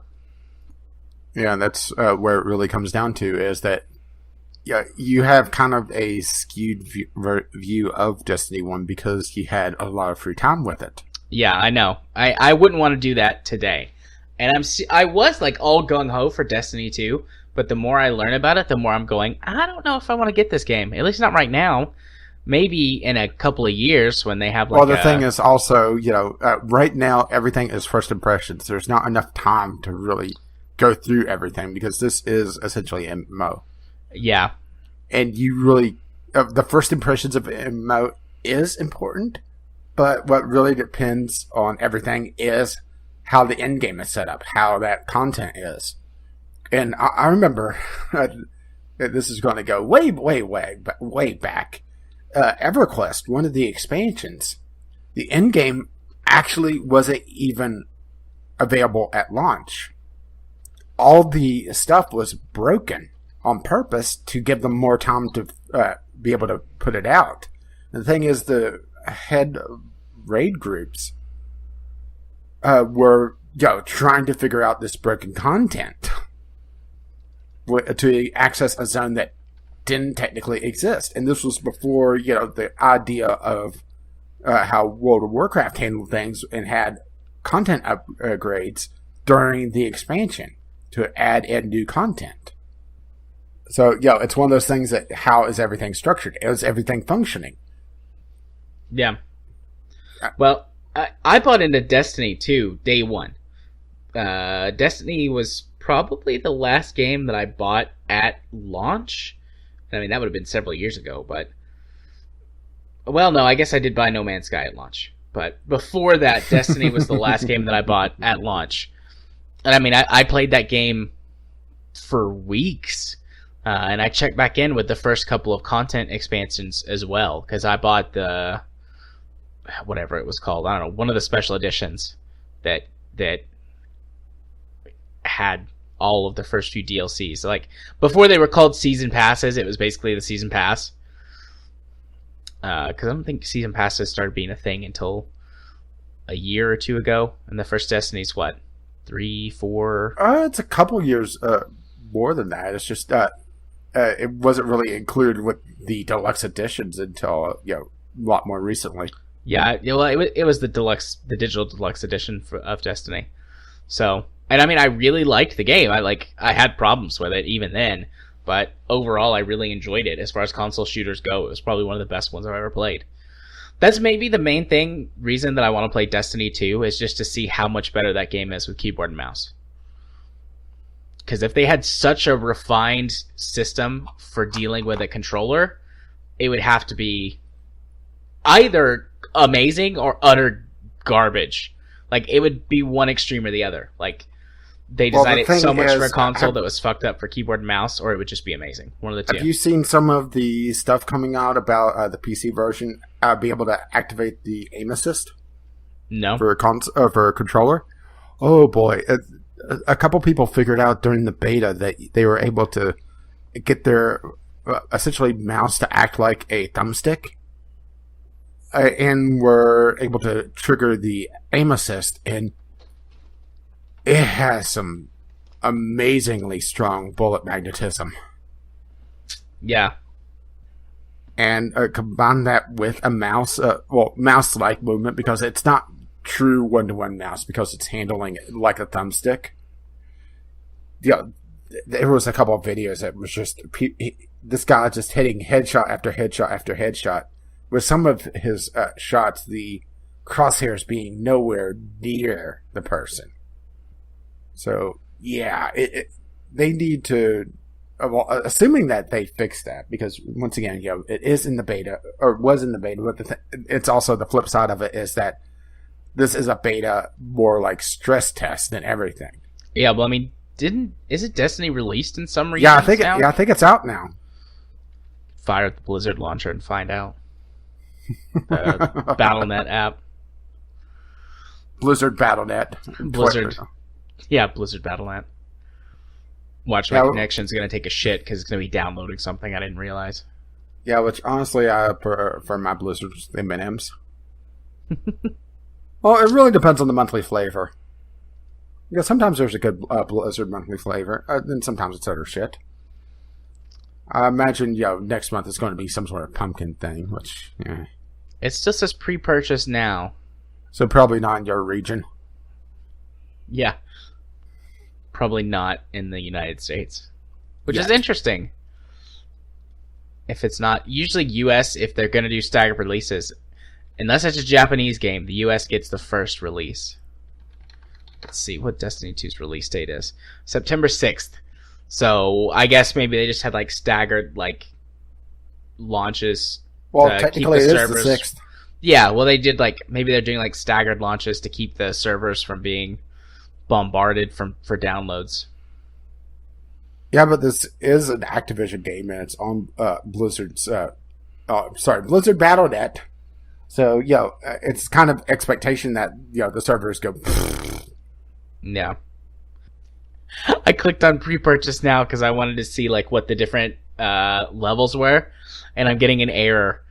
It's probably because it's like in between being able to actually like pre-purchase and purchase. Yeah. But that's funny. It's like, nope, thou shalt not pre-order. My computer knows. It's like, don't even think about it. Well, at least it's able to follow the commandments. Wait, do you know someone who pre-ordered a game recently? Well, we were talking about the microtransactions, and that's another commandment, so... Oh, yeah. But, yeah, I just thought that was interesting, the way that they were implementing it, and my, I guess, personal connection with Destiny makes me feel like that's weird, but, yeah. There was some discussion to be had. Yeah, all right. So, one last discussion? Yep. Do you shoot Grandma or help her across the street? Obviously, you shoot her. The anatomy of a good in-game choice, according to Obsidian. Yeah, and this really comes down to kind of the extreme nature of gaming on their moral choices. Most of them are very black and white. Well, unless you're Fallout, then it's just different shades of white with a sarcastic answer. Or if you're playing Star Wars and it's or Star Wars or Mass Effect, then it's red and blue. And until the ending, then they go RGB. Hey-o. But this more is to open up a kind of almost general discussion topic just about the morality in games, really, because there's a lot of room for improvement with just player choice in general. Yeah. I mean, this made me really think of Overlord. Granted, I really couldn't play much of that game because, it just gave me motion sickness. Just something with how the camera moves. Yeah, I played both Overlord games. But honestly, at least what I played of Overlord, I felt more like a dickish hero than, an evil Overlord. Yeah, you definitely feel much more like an anti-hero sort of person. It's like, ultimately you're doing the good thing, like you're helping everybody, you're just kind of an asshole. Overlord 2 has got a little bit better. It's like, so in Overlord 2, as you take over stuff, you basically conquer territories and take it away from other bad guys. And then people from those territories will sometimes come to your throne room and be like, please, mighty Overlord, help me with my problem. And then you can kind of be evil to those people and, like, you can choose to help them or, like, throw them in a pit of lava. But let me guess, if you help them, it rewards you a lot better. And that's part of the discussion on this was that there's a balance that has to be made with the player reward system that a lot of games don't really handle all that well. They talked about a potential, okay, well, if you help this person, you help this weapons dealer, they may give you 10 coins or 10 gold or 10 credits, whatever.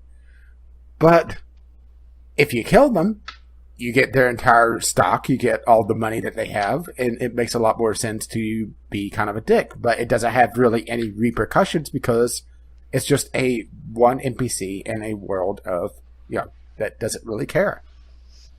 Yes. And. The Overlord games didn't do very well. Overlord 2 gave you those opportunities to be like, I'm the evil overlord, and I can throw you into the pit of lava if I want to. But yeah, you don't really get rewards if you do that, aside from, like, the satisfaction of throwing someone into a pit of lava. And this is Sparta. Them. Yeah. There are a few games that have done it really well, though. Fable 3, for example. You spend the whole first portion of the game, like the first 2/3 of it, like, I'm gonna overthrow my evil brother and take control of the country. And then you realize, like, oh, even though he's been doing some really dickish things, like, he knows about this evil threat just like I do. And the things that he's been doing, even though they're evil, are for the greater good. And it's like, do I choose to keep going down the path that I'm going on and being good but being less prepared? Or do I do the evil things like he was but be ultimately better prepared to fight the big bad? Question. But you could... What part of that involves farting in people's faces? Yes. But you could completely undermine that system by being a good property manager. And you just, like, hang out, like, because time stops, basically, until you, as you make these different choices. It's like, you get a choice and some time passes, and then you get a big choice and some time passes.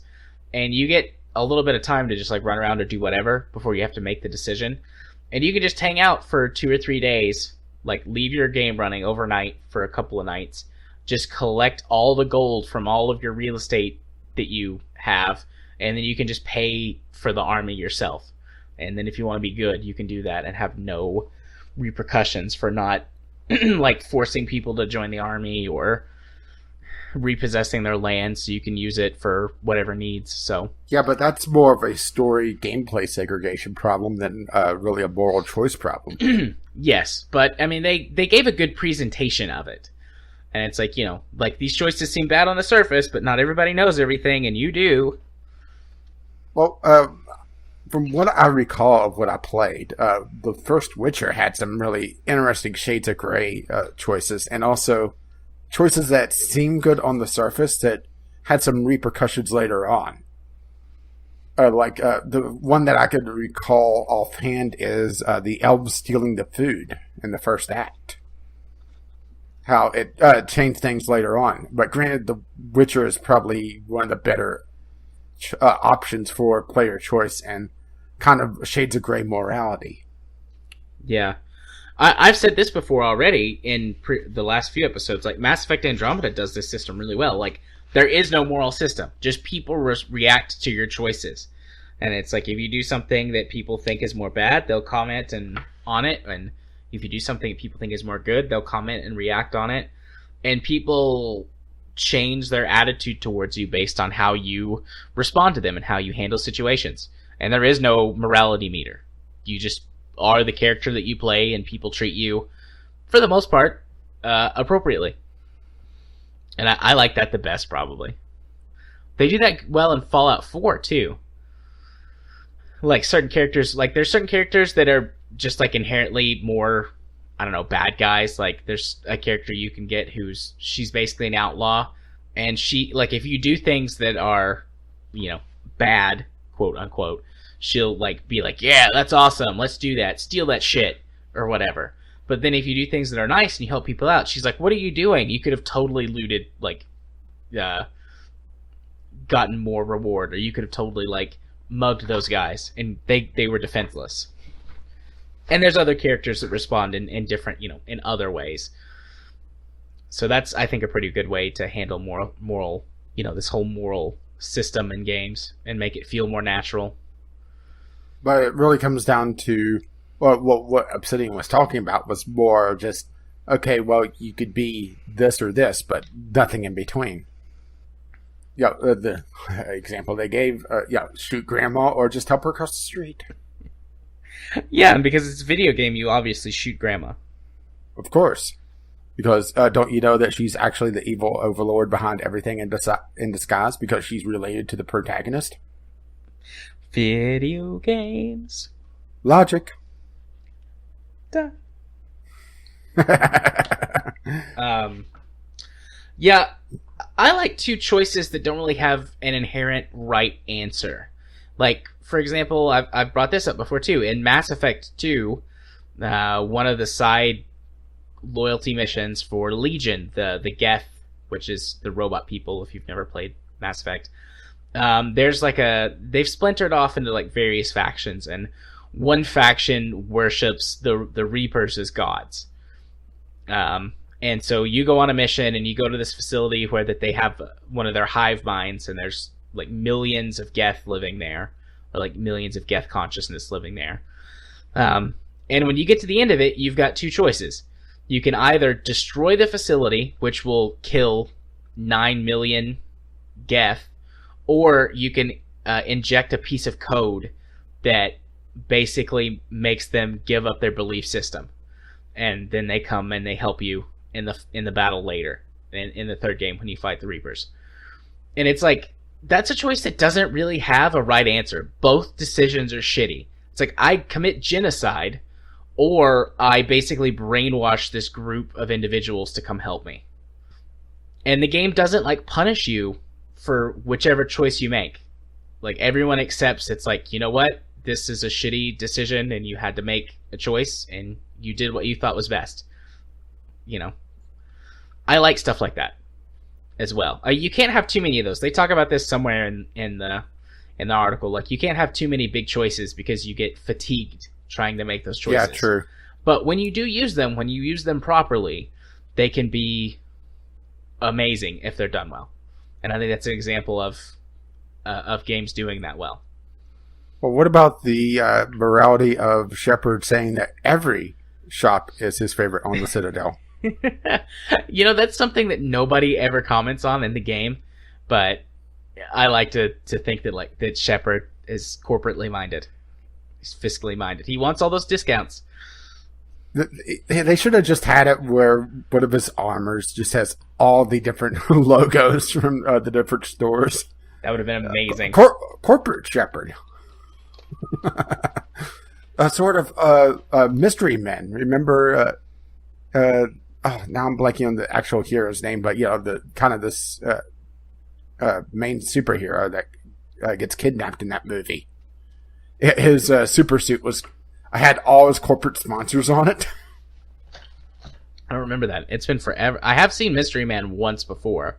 Yeah, but you remember the suit, and it had, you know, like Budweiser and all that on it. Yeah. They should have had that for Shepard if he was going to whore himself out. That would have been awesome. Yeah.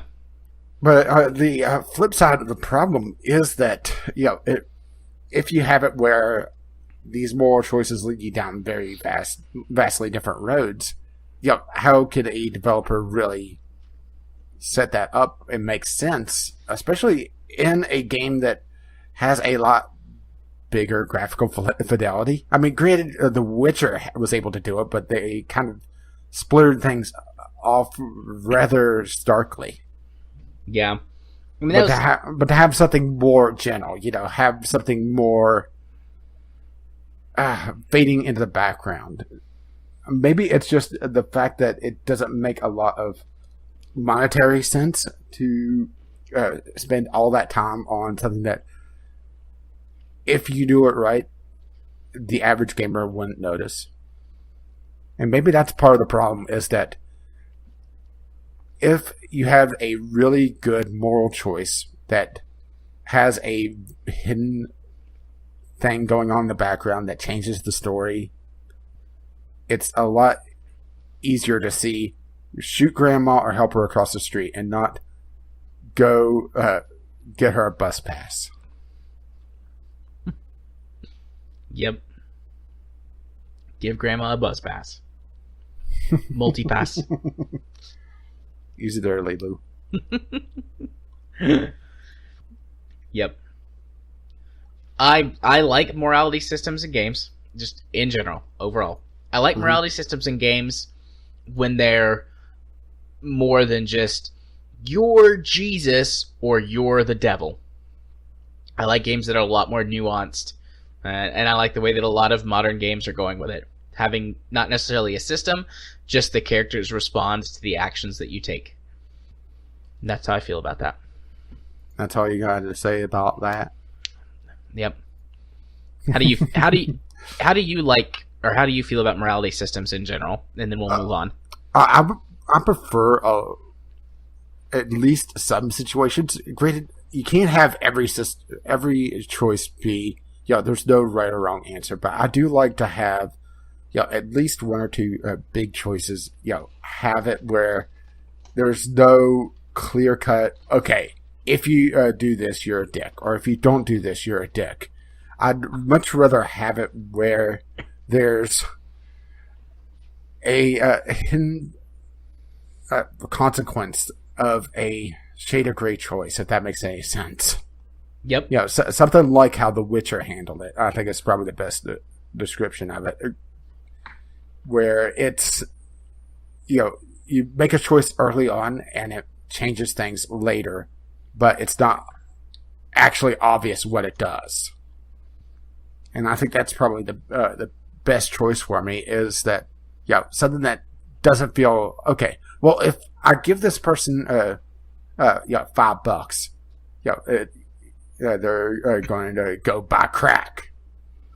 That doesn't feel like a good, direct choice unless I don't know about his crack buying habits. Yeah, I'm totally going to go buy crack. Well, you're talking about the Witcher 2, right? Well, I haven't played enough of The Witcher 2. I played, I think, a little bit of it, but I played about a third of the first Witcher. And it's one of those things that after I kind of got a little bit fatigued, because I'll be perfectly honest, the first Witcher, it has some really good moral choices, but it doesn't have a lot of good gameplay pacing, at least in the beginning of the game. And I seem to have given up right before the game started to pick up its pace. But once I kind of gave up on it, I looked to see what some of the choices I made were, and the one that always stuck out with me was there was a caravan that I believe was getting robbed, and I had the choice of giving the food to the elves. But the thing is that if I did, that it makes them more likely to rebel later, if I recall correctly. So your choice of trying to help someone backfires on you, and there's no way of really knowing that. Okay. So I've never played The Witcher 1. I do like the idea of a good choice potentially backfiring. That obvious good choice being a trap. But that's also something else that needs to be used very gently. If you make it too often, it feels like a dick move on the developer's part. Yeah. All right. So, shall we move along to the community corner? Let's do that. So, last time I checked, the crickets were still hanging out in the mailbag. Indeed. And we just had a couple answers to the question of the week, and that was it. So we'll do that. So the question of the week was, do you think we'll ever see Half-Life 3 or Episode 3, and why? Kyle, likely not. Valve is too interested in is not interested in developing anymore. And why would they be? Steam is making them money hand over fist. And Jim, no. Continuing the Half-Life series in the future would feel super dated. Much like Duke Nukem Forever. People have too high expectations. And I kind of agree with Jim on the expectations part, but I'm not sure if Half-Life would feel dated if they did it right. But the thing is that it really depends on how it's developed. Right. Because Half-Life 3, assuming that, if the rumors are true and it just recently quit development, or got shelved or whatever, it would be a very dated game if they hadn't refreshed it over and over again. And I'm not sure if it's really fair comparing it to Duke Nukem Forever, because Duke Nukem is a very dated character to begin with. He's a very 90s character. He's a very early 2000s character. Yeah. My biggest problem with Duke Nukem Forever is that they made fun of tropes and then did the tropes. Yeah. That's the biggest problem I have with that game. Well, supposedly, it was just kind of pushed out the door once Gearbox got a hold of it, which Gearbox just throwing together something and pushing it out? Nah. Yeah, they never do that. Yeah, there's rumors circulating that they're working heavily on Borderlands 3, and with how they've treated their last few projects, not really looking forward to that anymore.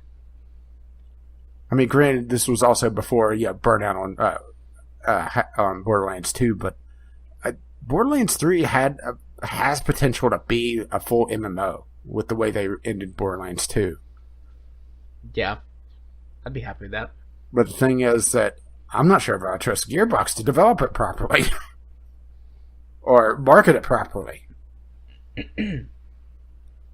So, if you wish to or contribute to the community corner, since we don't have anything else, tweet-wise or anything else, you can email us, vglpodcast@gmail.com, or you can just tweet us, VGL Podcast, on Twitter, and our question of the week appears there Friday evening at some point. Sweet. Well, and we didn't have any tweets? No tweets directly. We just had a couple of the question of the week answers, and that's all I saw. So, music time? Music time. And I have one right off the bat. I don't even have my queue pulled up yet, so go for it. Life is Strange Before the Storm. Okay. I'm not sure about this. Mostly because I didn't particularly care for Chloe, especially in the first couple episodes, and the pre-release stuff for this game made Chloe seem like mega bitch. Well, or maybe Chloe, it's just how it came across to me.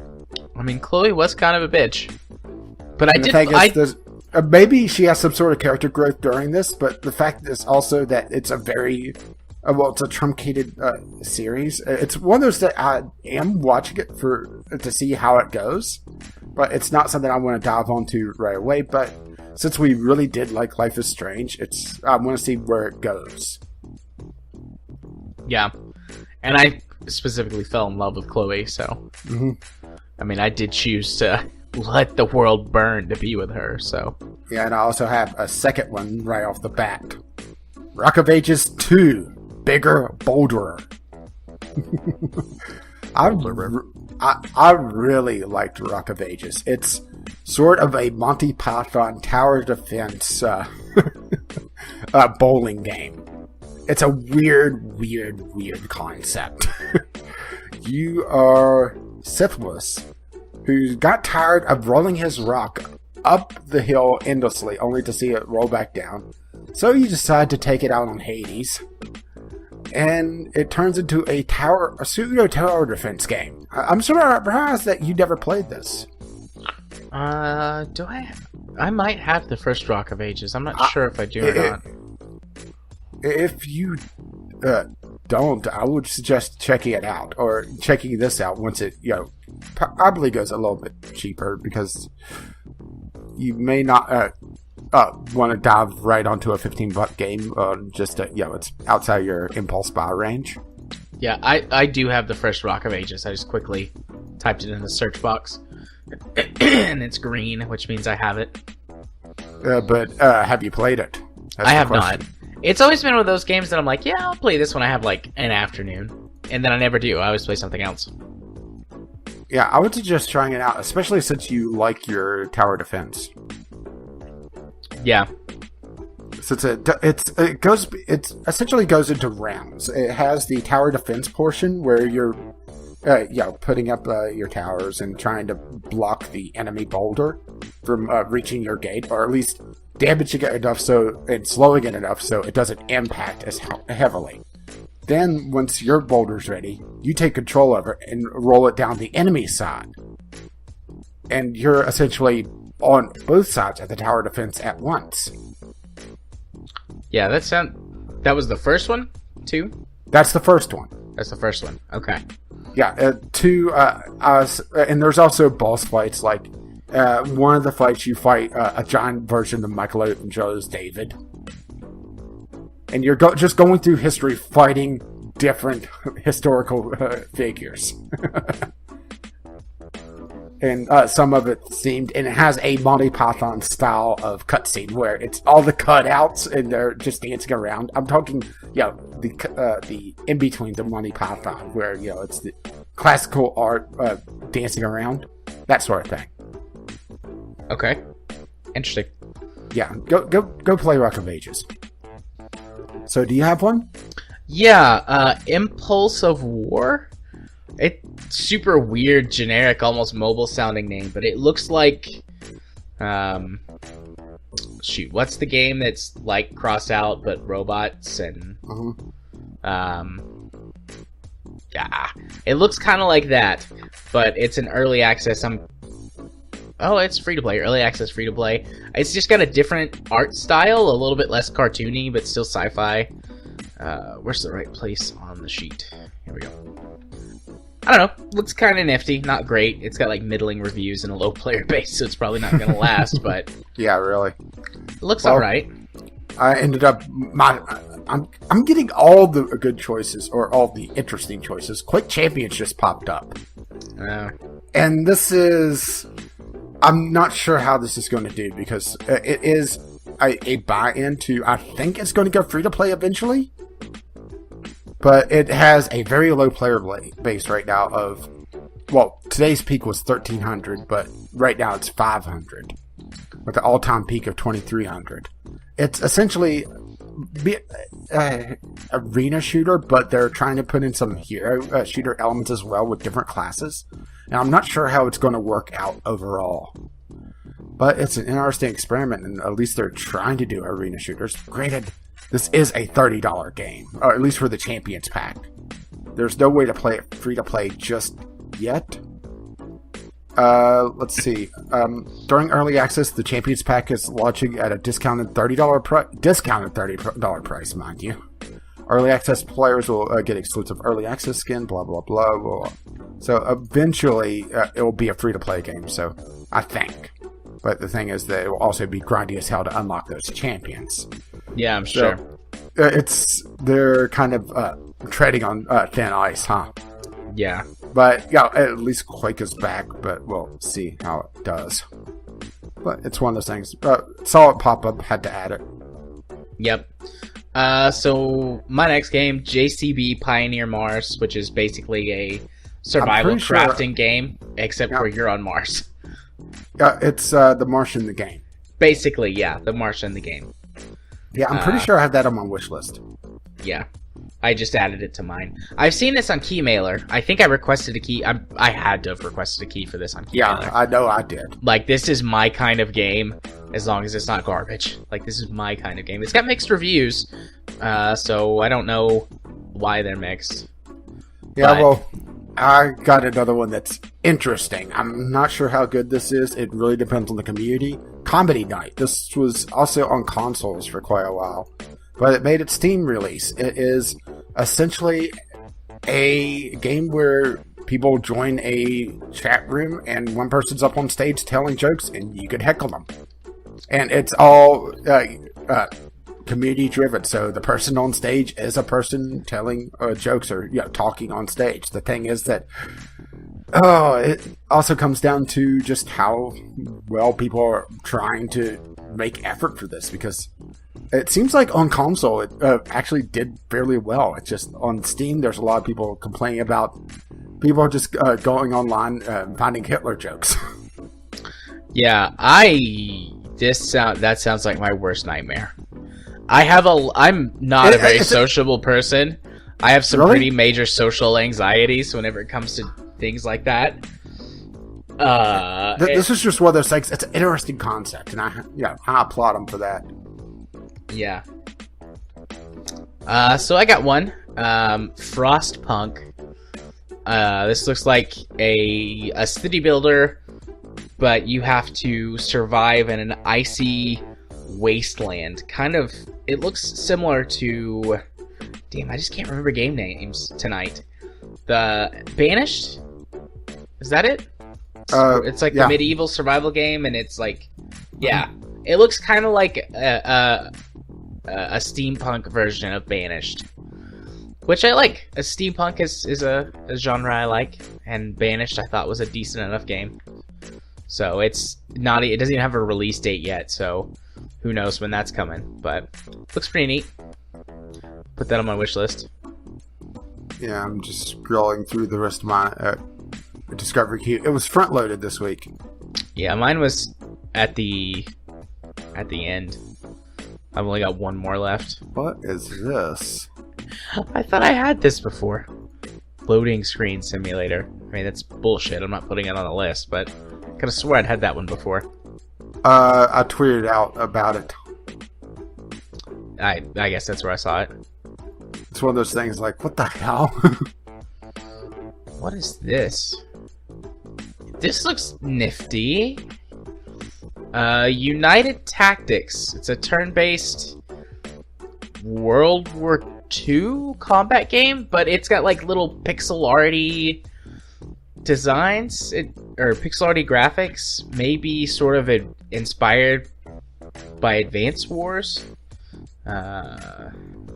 United Tactics. It's nifty looking. Definitely piqued my attention, because usually I don't go for games like this. They tend to be a bit obtuse. Read the description a little bit more. Yeah, I'm gonna take a look at it now. Interesting. And I have one more for my list. Okay. The Last Day of June. It's they call it a deep interactive adventure about love and loss, beautifully depicted and offering intense cinematic experience. It looks very pretty, and it has some really nice reviews on it. It doesn't seem like it's gotten a lot of attention though, so it's one of those things that makes me want to take a deeper look at it. It looks like it had a launch day special with Brothers A Tale of Two Sons. Is this the same developer? I just noticed that. I was scrolling through. It's not the same developer, but it may be the same publisher, because it's 505 Games, and I'm pretty sure... Yeah, it's from the publisher of Brothers A Tale of Two Sons. Granted, that doesn't mean a lot, because this same publisher also did Payday 2. Yeah. This looks... It looks interesting. Odd. Yeah. The art style, particularly on the people's faces, is... Yeah. The trailer has almost a miniature look, Yeah. I dig this. It probably is going to make me cry. What doesn't? But I'm just listening to the trailer. I have a feeling this is a very, very, very sad game. Yeah. Just from the trailer, it's just the trail of to that. And the description, the last line, what would you do to save the one you love? It looks like you can go back in time through these paintings and maybe change things. Yeah, which makes me feel... and now I'm blanking on the game. No, good, it's your turn now. Our Game Club game. Which Game Club game? The memory game? Life is Strange? No. You can go back in time? No, where you're going through a person's memories and altering them.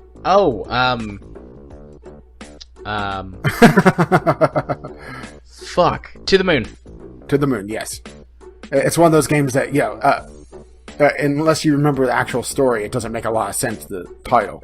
Yeah, it has a very To the Moon vibe to it. Yeah. So that may be one for Game Club in the future. Oh god, I'm gonna cry so much. What? This might be the game that makes me cry the most. Just from watching the trailer?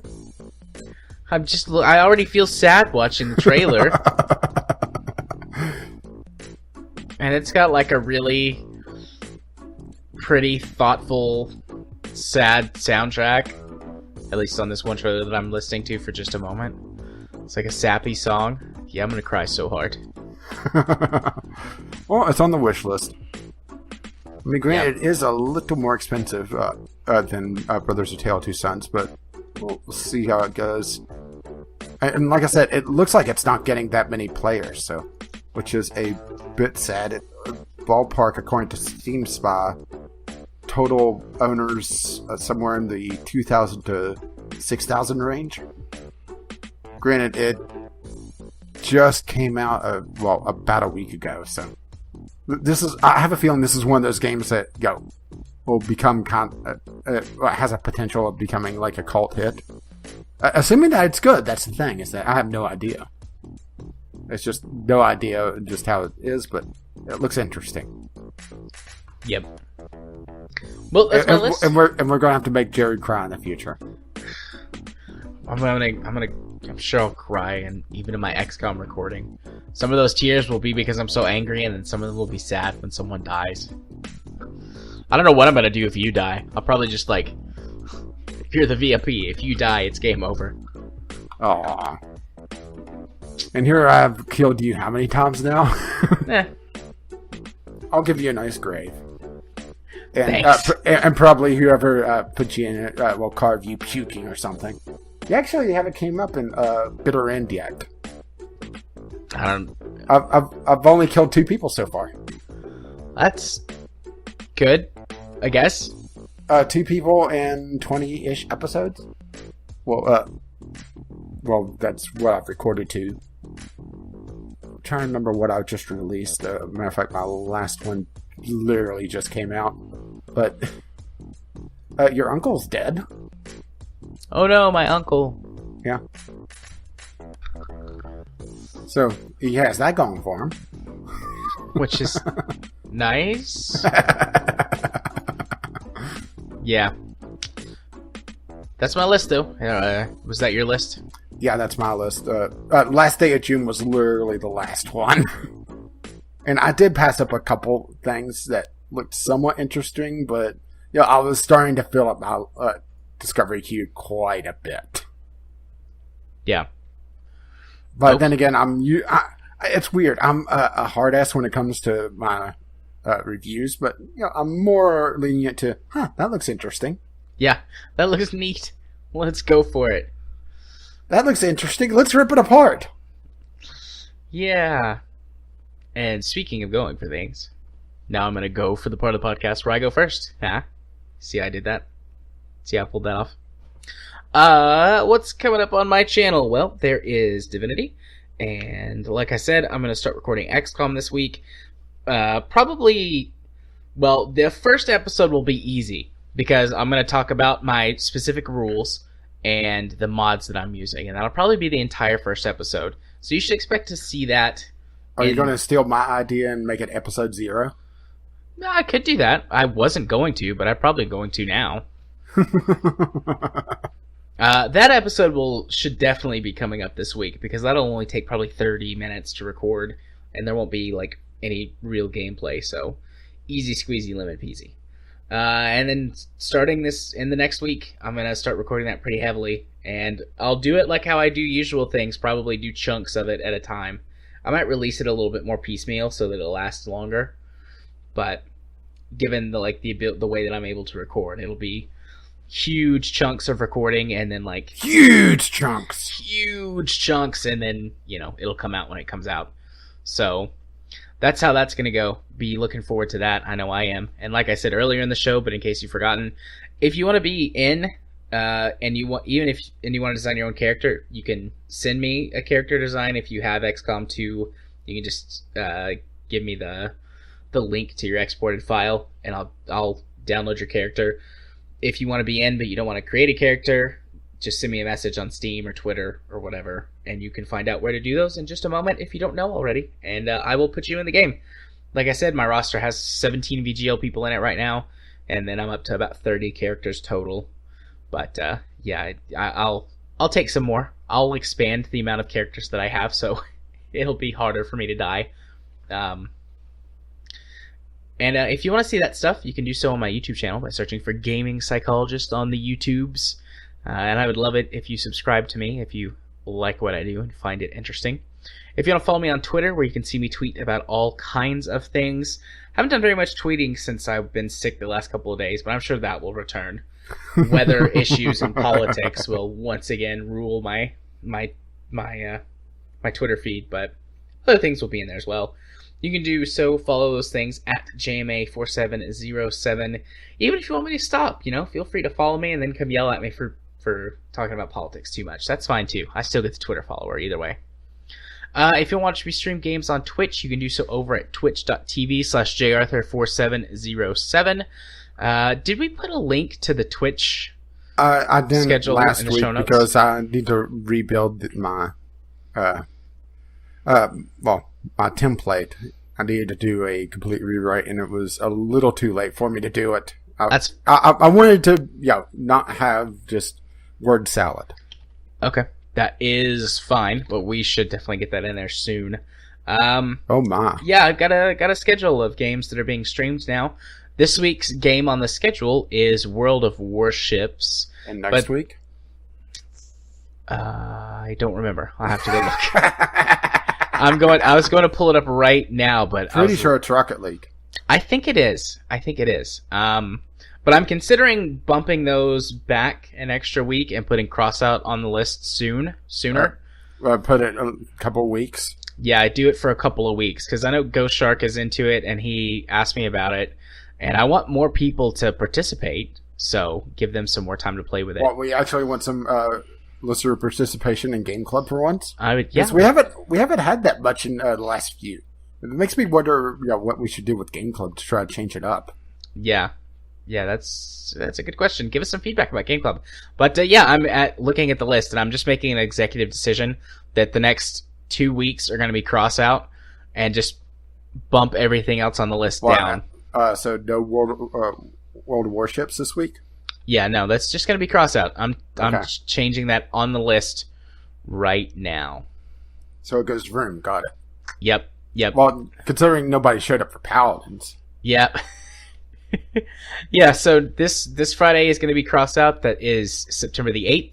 And next Friday as well is going to be crossed out. That is September the 15th.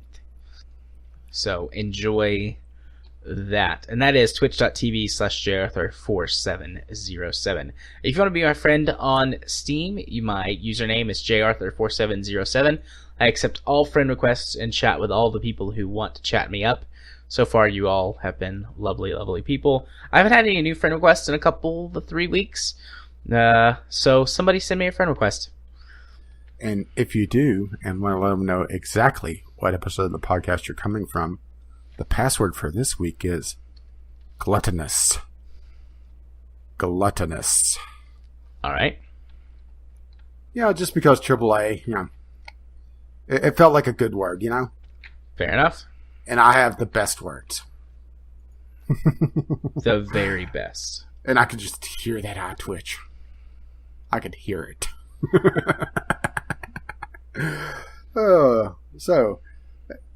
My channel, I actually picked up a sub or two in the last week or two. And that's not even counting our mystery Norwegian listener, assuming that they're still there and I haven't scared them off by calling them out. Come back. But let's see. Pretty much everything is in the middle of its normal run. Van Helsing is in its third act now, and I'm starting playtesting on something a little bit different for the replacement of that. RimWorld is also it's in the late teens, early 20s by the time you're listening to this. So I need to do one more recording to really get far enough ahead that I'm a bit more comfortable in that should things go to shit. And things have been kind of interesting there. I got the robots are active now. So Groove has been replaced with his digital counterpart. Granted, I haven't named it Groove, but that's mostly because you can't have too many of those running around, right? You call it GrooveBot. Well, actually, it's kind of funny. I accidentally misnamed the cleaner bot because I wanted to just name it Roomba, but I only put one O, so it was more Rhomba, and then it got killed. So its replacement was Tango. Nice. And I think I'm going to make a tradition of the cleaner bots are always going to have some sort of dance name. Just kind of on the fly. Just something different, you know? And let's see. Divinity is hopefully not going to have an interruption because someone had a slight case of the illness. So we're going to have to see if we keep that up. I do have it up for this week, and I'm going to try to knock someone on the head and get them to record with me. And not get them distracted with Crossout. Who would that be? Gee, I can't imagine who that would be. Oh. Okay. And Sunday Sampler, hopefully will continue on. Sunday Sampler is always the series that is the most prone to interruption just due to games breaking, nothing really coming out all that interesting. Or really just not feeling like recording. Granted, I should do some backup stuff, but I don't like having just evergreen content just sitting there waiting and then make a reference to something that's happened months ago. It just doesn't seem as fun. But probably should do it anyway. I'll make jokes about future things. Oh. Yeah, what's with all the chrome on everything? Do you remember when wheels existed? But if you wish to see all the jokes that flop and me get slightly frustrated at games, you can find me over at Gaming with Caffeine Rage on the YouTubes. Or if you wish to see me tweet about semi-random things, the last couple of tweets, I made a comment about my local grocery store having 25-pound bags of sugar and flour. And it just amused me. Mostly because it's a very, very small store. And then it kind of hit me, just how many cookies do you have to make that make sense, you know? A lot. And wherever they are, I'm there. But you can find that over at Gaming with CR on the Twitter. And speaking of places to go for things, you could reach us once again, VGLpodcast at gmail.com with your letters, voicemails, and gaming-related topics, or just tweet us VGL Podcast on Twitter. If you want to step up to pay for this absolute madness, we love you for that. And you find that over at patreon.com/VGLpodcast. Or if you need our show notes or want to, escape our YouTube channels to be able to listen to us on the go, you can find our RSS feed via vglpodcast.podbean.com, or we're on iTunes, Google Play, Stitcher, who knows where else. Just wherever good podcasts are. Somehow we snuck in there, hopefully. Sneak. Our intro and outro music is On the Ground by Kevin McLeod, and our Discovery Key music is Doobly Doo by the same author. You can find his work at Computech.com. And as always, as his lovely music starts to roll across my voice, bye now. I mean, really, who needs 25 pounds of sugar? Just think of the ant problem. My wife is going to need it soon. It's fall. It's baking time. Dear Lord, that woman's going to make me fat. I was about to say, I would send it to you, but just imagine the shipping cost. Yeah. Bye-bye. See ya. Hello, listeners. 'Tis just you and I, together, in this time and space alone, while rage is gone. So a fun activity for people to do to relieve stress or pass the time is to buy adult coloring books. I have a bad habit when we do the podcast of getting distracted. And sometimes whenever I just say yeah or whatever, it's to just pass along the conversation because I wasn't actually paying attention because I got distracted. So in order to try and combat that, I have bought some adult coloring books and colored pencils and really nice markers and stuff. And I'm going to see if doing that allows me to focus. I use this with clients all the time to help them calm down and focus in when they're stressed out. So who knows? Maybe it'll help me too. And I hear Rage coming back. So I'll just sit here quietly until he sits down.